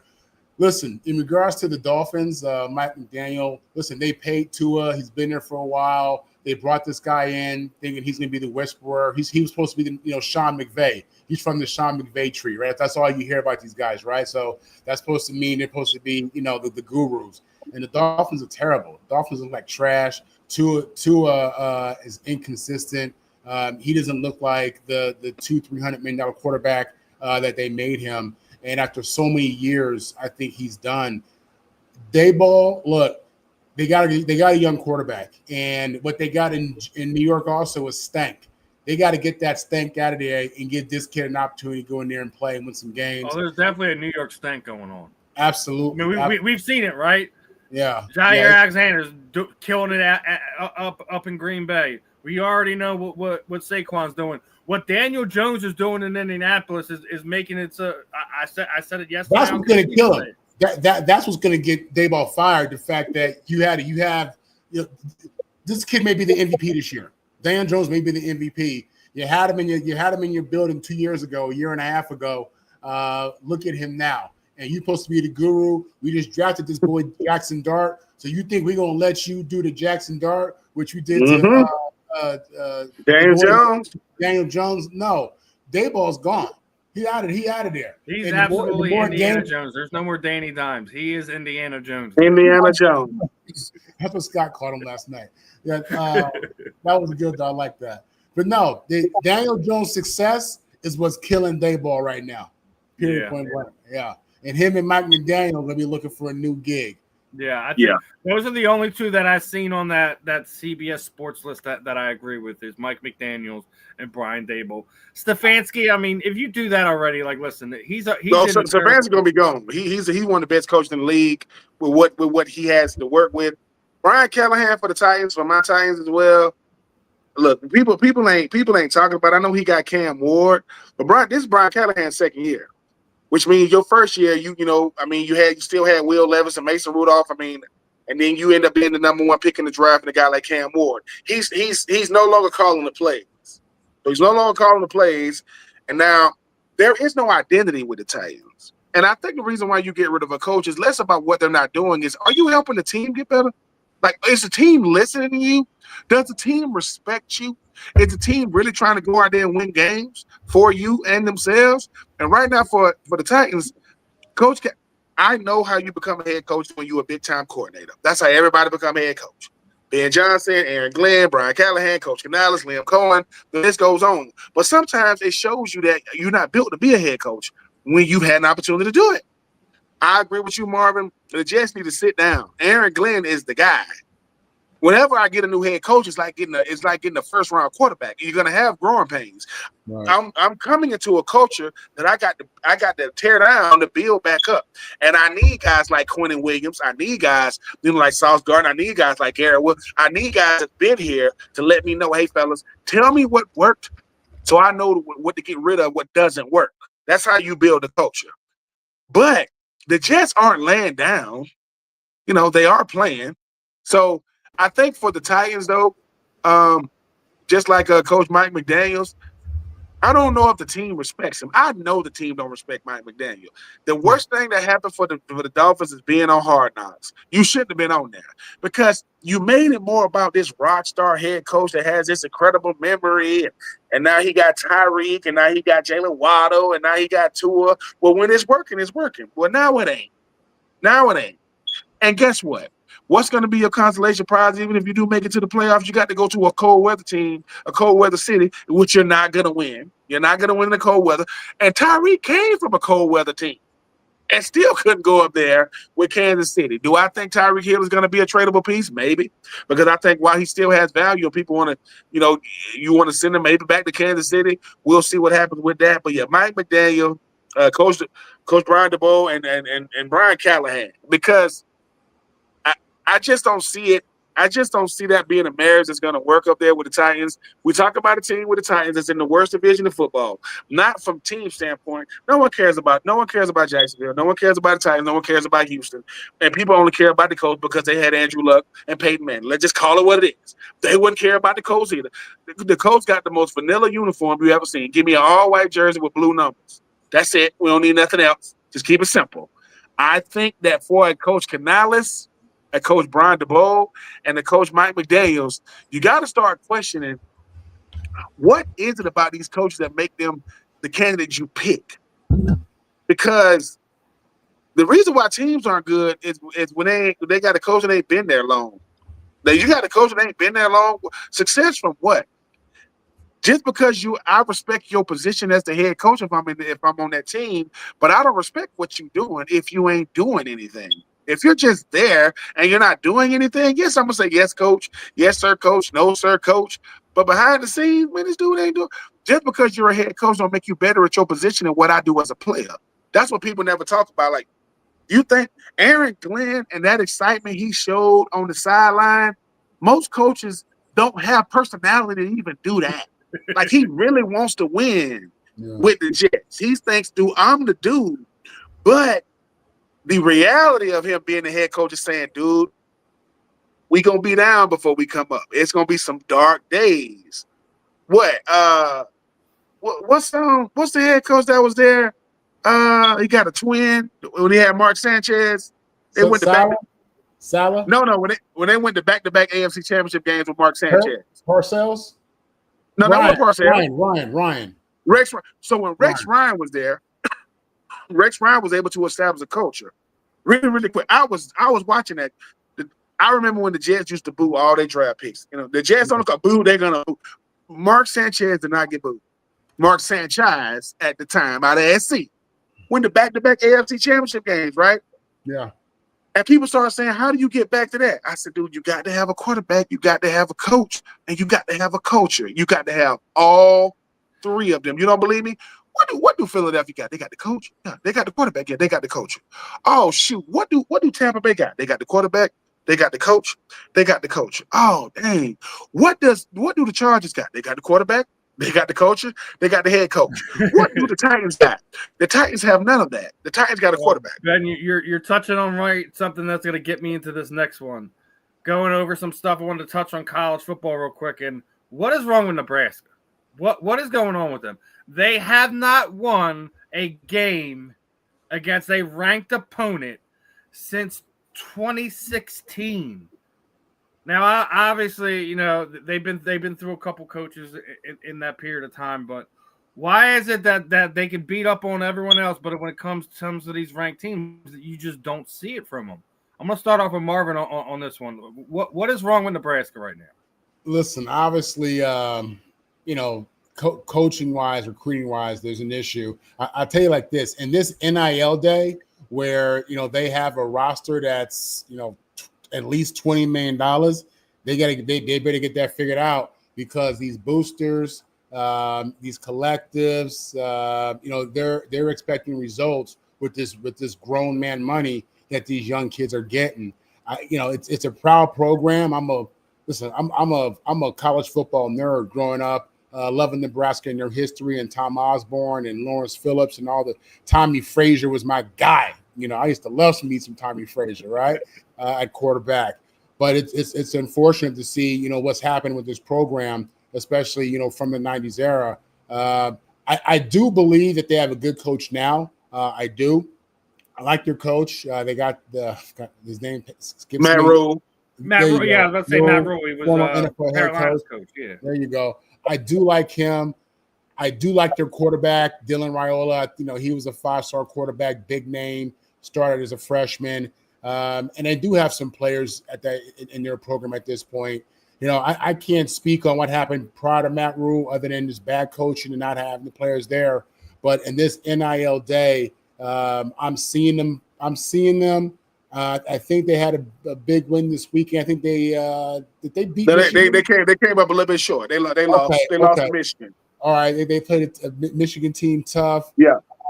But I look to see them turn around. I do. They're going to be able to buy the players, and they have a coach, and that quarterback will be there at least another year. So yeah. that should change moving forward. Ben, you feel the same way as Marvin? It's just a matter of time before Matt Rule rights that ship and gets them flying again. Maybe they got a shot. I think the thing about Nebraska is they are rich in college football tradition. It's just been a long time. At one point, you talk about Tommy Frazier. We had Urban Fry on. Yep. Number 1 overall pick in the draft. Here's the thing about Nebraska, and I'm gonna keep saying this. They got Matt Rule. They've had like 4 or 5 coaches in the last 10 years. They had Scott Frost, former Nebraska Cornhusker, that came over.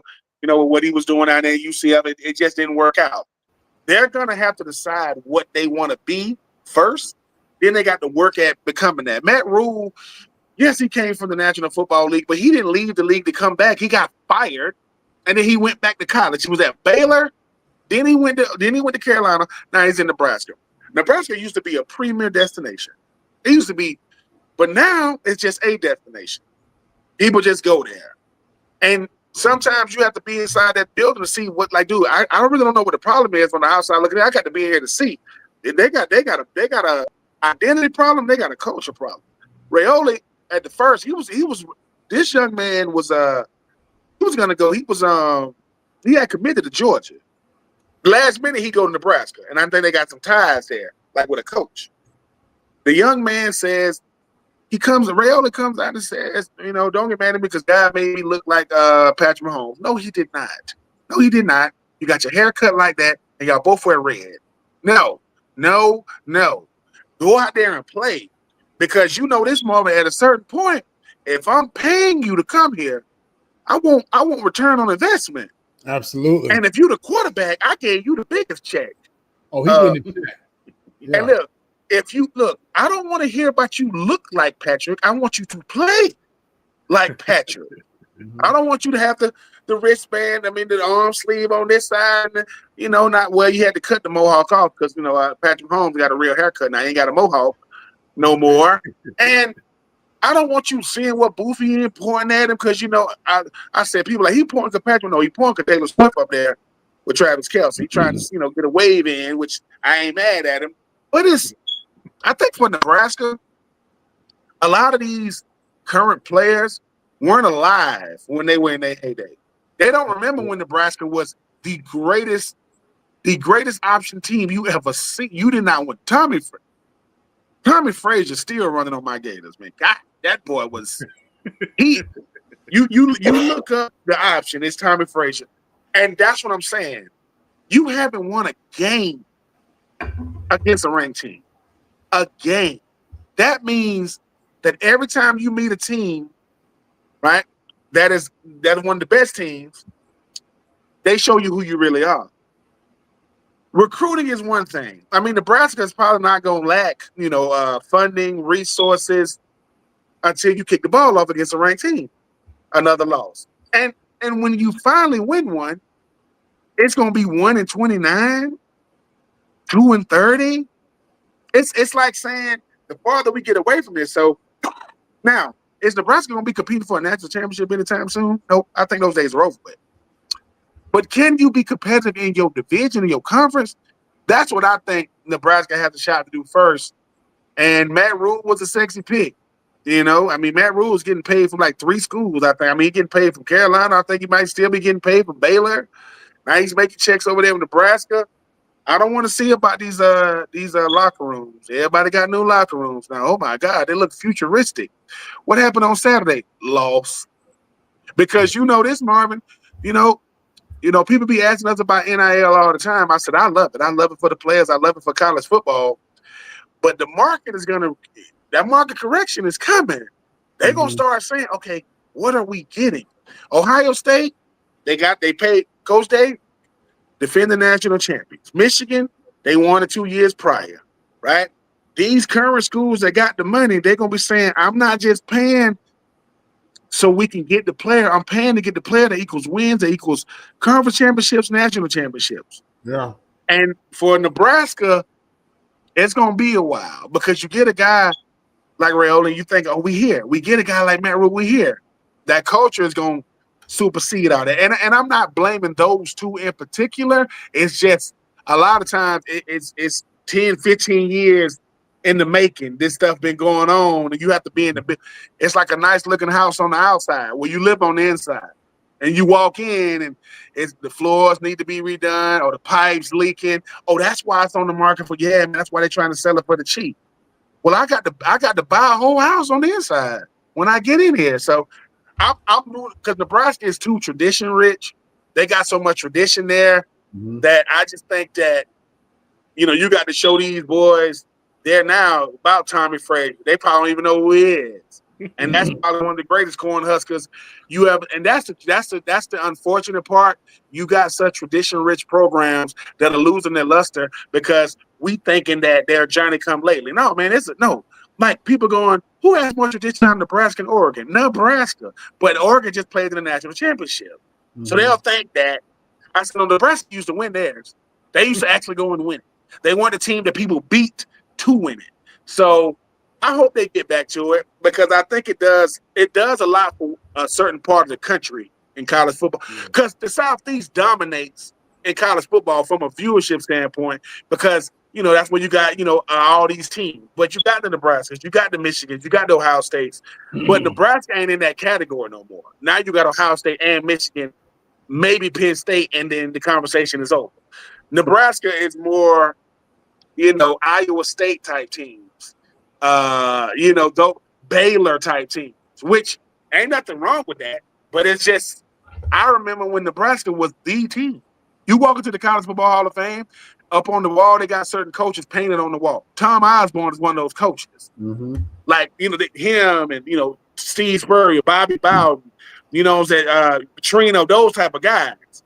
Now, who gonna be the next great coach coming out of Nebraska? We'll see, because they went through a bunch of them. But I just think it's a travesty that caliber of a team is like bottom feeders right now because they can't find a way to beat teams that meet the talent threshold. All right, let's try to get through these last 5 topics I'm going to get through. Now, during last week's game, former Eagles Malcolm Jenkins was actually the photographer for the game. And it seems like that's been the going trend where a lot of these star players are going. We've seen Ken Griffey Jr. He's been doing everything over the last few years. I just seen Marshawn Lynch was at the Crawford Canelo fight taking pictures. Is the photography going to be the new place to go for some of these former athletes? I know we always see them broadcast and you see them getting the coaching. Some of them wind up being a part of the the structure of the NFLPA, guys like Marvin, other guys that we had on here. Is the photographer going to be the new place to go for these professional athletes? Marvin, let's start with you, brother. You know something? I love to see these guys picking up passions and hobbies and new careers outside of football. I think that there's probably a lot more that goes into photography than people probably realize. And without question, it's not as simple as just, hit and click, I love them, being able to integrate that passion back into football, back into sports, and find and redefine themselves, recreate themselves, and find a way back into the NFL and into other industries. Listen, I grew up with a dad who was telling me that you should have multiple passions and you should be more than just an athlete. So for me, I applaud these guys, man. I applaud them for following passions and dreams. I applaud them for trying something new. And I applaud them for, giving other young athletes something to want to achieve, and just helping them expand their minds and what they can be and what they can do outside of the game. Is it going to be the new hot thing?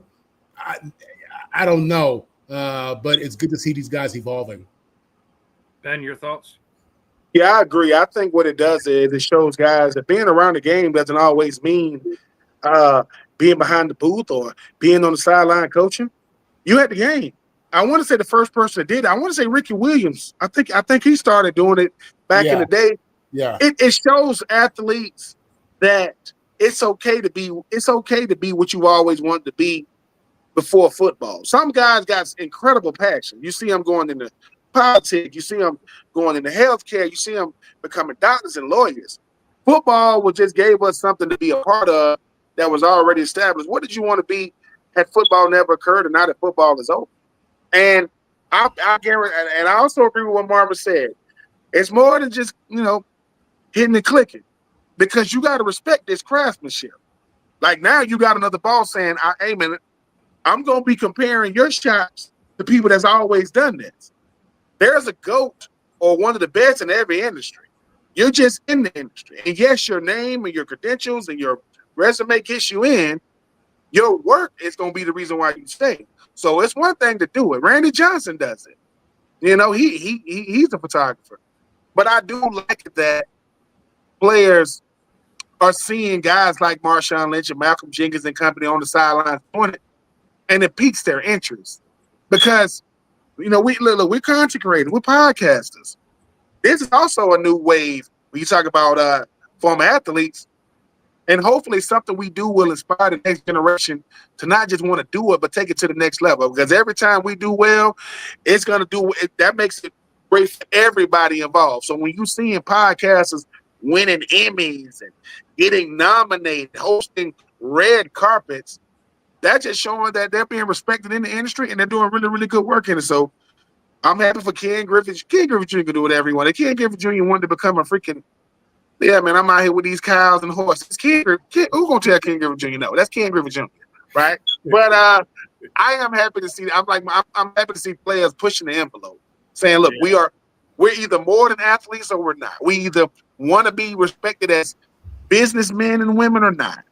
Hey, man, and your Philadelphia Eagles, they got racetracks and they've been to be on NFL Network, and even the guys that have the Shannon Sharps of the world who have, their own liquor brand. I know that I want to say Ray Lewis got his own cigar line, and guys like Cam Newton that have restaurants. So we've been doing it, but because of social media, we get to see it in real time. But shout out to all those guys. Shout out to all of them. Yeah, shout out to them for sure. Let's get into this next one. I'll touch on a little basketball before we get to the last two football topics, right? And the rumor is we're going to have a reunion in Golden State, and we're going to get the Curry brothers together. That's going to be insane, having Seth and Steph potentially being on the same team. I loved Seth from his time here in Philadelphia. I didn't think that he got the due that he deserved while he was here, but having to use him as like that 6-man type of role to spell his brother and not really lose too much on that 3-point shot, I think could be a nice little combo out there in Golden State. Marvin, start with you, brother. Listen, so on the first hand, obviously Steph is, in the GOAT conversation for many people, greatest shooter of all time. But his brother, and listen, this isn't just some cute story. His brother is a legit player. Seth is a real player, is a good player, is somebody who can come off the bench and have impact. So from that standpoint, I think it's outstanding. I think that the Warriors could use somebody like him. I think any team could. I think he's good like that. But it's also a feel-good story. Let's be honest. It's cute. You want to see the Dale's kids, Dale Curry's kids playing together like they did growing up as kids with their dad when he was playing with the Hornets. It's cute. You like to hear this kind of stuff. It's feel good, especially with some of the other headlines coming out about Steph Curry and his family. So this is definitely a good thing for the Warriors. I think it's good for the NBA. I think the fans are going to appreciate it, and we'll sit back and watch how this thing goes. Ben, yeah, it is a great feel good story because number one, making it to the NBA is one of one, and now I get to play with my brother. Come on, man! Like I mean, Steph wouldn't say this, but if he did, I was like, man, this is one of your crowning achievements. Like, this is when you use your influence. Hey, Steph, man, we think about getting your brother. Get him. You know what I'm saying? It's like, hey, LeBron, we think about drafting LeBron. They draft him. Like, why you have influence used? There ain't a brother. Listen, if I had a chance to play football with my brother, yeah, we played. Brother's a year older than me. We got to play on the Pee Wee, way back in the day, and that was it, right? To be able to play with your brother in the NBA. We both getting NBA checks. Let's do it, man. Like, what are we talking about? That's the easy decision. But like Marvin said, Seth can play. Seth ain't Steph, but nobody is. There ain't a person. Nobody's Steph. But Seth, to be able to say, man, listen, there go my niece and nephews, and there go my whole family coming to the game. We got on the same Warriors jersey. Man, that's dope. I like stuff like that. Yeah, me too. Because if you are a Seth Curry, who went to Duke, by the way, went undrafted, his whole life has been, hey, man, tell him about Steph. Tell him about Steph. And Steph would say, man, I got a young brother named Seth, and now they're together. Yeah, I like stuff like this. Sometimes the NBA gets it right. This is a get it right moment. And but one thing about it, now they're gonna push each other. It's all business when they're out there on the court. But hey, man, Curry's on the floor together, man. Listen, LeBron got to suit up with his. I remember when LeBron got to suit up with Bronny. I want to say Ken Griffey Sr. and Jr. got to suit up together. Yeah, these are rare things. And we just seen Shannon Sharp, introduce his brother, Sterling. Man, come on, man. We are watching some moments in sports that's gonna be hard to supersede. Yeah. And speaking of, we're in the feel-good moment now. Unfortunately, we're going to have to go to some not-so-feel-good moments. Seen this on social media. Going to play a quick little video. JV football player winds up having a broken spine because of a ridiculous thing that a kid did. That's my rally game.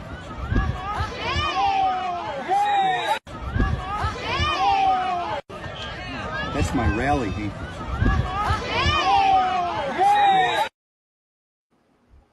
So this was a JV football game in Michigan, right? And he's doing, I guess, the guy was doing his best impression of a WWE frog splash, and the mother went out there. He broke that kid's spine, and so unfortunately, there's one of these situations where some of these guys do some silly stuff they probably shouldn't have done. I'm not gonna demonize this kid or anything like that. Just you gotta do better than that. He's already down on the ground. This ain't this ain't the UFC. This ain't the WWE. You don't need to do that to a young player. And I hope this isn't something that sticks with this kid for a while. But this isn't something that it's not meant for JV. It's not meant for high school, college, the NFL, anything. When you got a size discrepancy like that, throwing your weight around like that to somebody who's already defenseless, there's no place for it. Start off with Ben on this one. Yeah, that's crazy. I didn't see this. Obviously, that school is going to have that. Schools are going to have to do something to, for that young man's medical bills. And obviously, you don't want to see that happen. The young man that did the move, he didn't think that was going to happen either. That is a major weight discrepancy from the two. You keep saying JB. I'm like, that JB? That boy, that kid that big JB? Jesus. Yeah, it's football, and we don't realize how much professional sports influences all football. My nephew is 6. As soon as he scores, he's doing the gritty. I said, "Where you learn that from?" "Oh, Justin Jefferson." So I said, so this was something that the young man didn't, he didn't think it was going to end up the way it did. It did. But I'm like, Steven, I'm not going to demonize a young man. That young man is a big young man. Jesus, that boy's big. But yeah, it happened. It wasn't meant to be malicious. It just turned out to be worse than what it was. Yeah. Hopefully they're able to get all the young man's medical bills, and hopefully, broken spine, man. He's gonna have to learn to walk again if that's even a possibility for him at this point.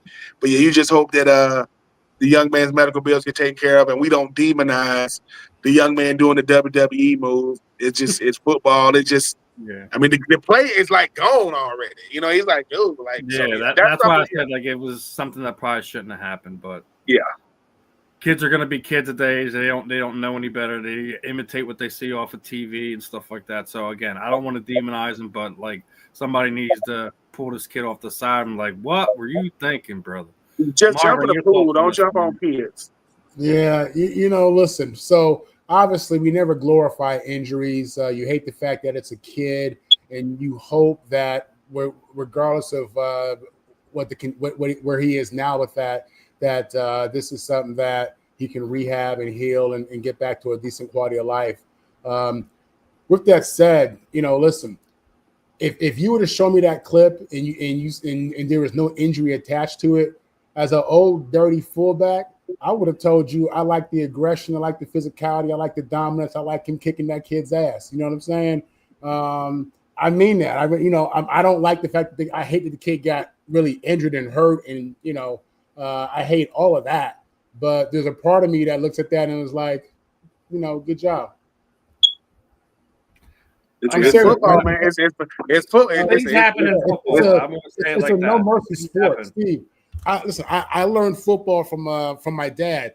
Played in the NFL mid-70s, 80s. Played old school US. So it's about you pay me. It's nothing better than the man on the ground. I'm serious. So I hate the injury portion of it for that kid. And I think the jumping on was a bit much. I like the physicality. So. Yeah, I do too. Like that's why I said I don't want to demonize this kid. It's unfortunate that the other kid wound up having a fractured spine. Like hopefully it's something where it's not nothing that's going They'll definitely. I mean, somebody will make sure that young man's medical bills are taken care of, whether it be through school or charitable donation or something like that. But football, sometimes we got to be reminded, man.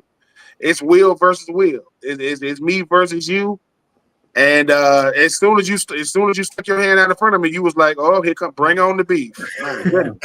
We hear you, Eddie. We hear you. Like, listen, I'm with you. Most pancakes doesn't involve frog smashing somebody, but I'm with Marvin. Like when I've initially seen that, I'm just like, I'm in my head. I'm like, yeah, like this is something you like to see out of a guy. But then when you hear that if there's an injury attached to it, you have to have that human part of you. I know you made a comment right before the kids like that shouldn't participate in contact sports. Maybe it's not the right contact sport for him. Maybe he should be in something like actual, NCAA wrestling as it comes along. Maybe an MMA fighter at one point in time. Who knows? But I'm not sitting there saying that somebody shouldn't be able to be in sports altogether just because he went a little too hard on a play. So. Unfortunately, we're down to the last minute or so here. We had about 3 more topics I wanted to get to. That's what happens here on the Fan in the End. We always got a lot to talk about. Can never quite get all of it in there. Parting shots for this evening. Let's start it off with Ben. Man, it's always a pleasure being on with you, Steven and Marvin. Welcome to the squad, brother. We gonna be We the 3-man weave. But look, you come to the fan in the end for the nuance. You come to the fan in the end for the perspective. You come to the fan in the end for the nonsense because it makes sense. Keep listening. We're gonna keep doing what we do. Make sure you like, share, and subscribe. Marvin. Hey, thankful to be here with you guys. Love being a part of the team. I'm here every Wednesday with y'all, and I'm Marvin on the mic at all social media handles. Yeah, gave Marvin a shout out last night on X. Make sure you guys are getting over there. Marvin on the mic, showing him some love there, guys. Make sure you're locked in. Marvin's gonna be here to stay. Ben's definitely gonna be here on all our programs. We will catch you guys on the rebound. Peace out, my friend.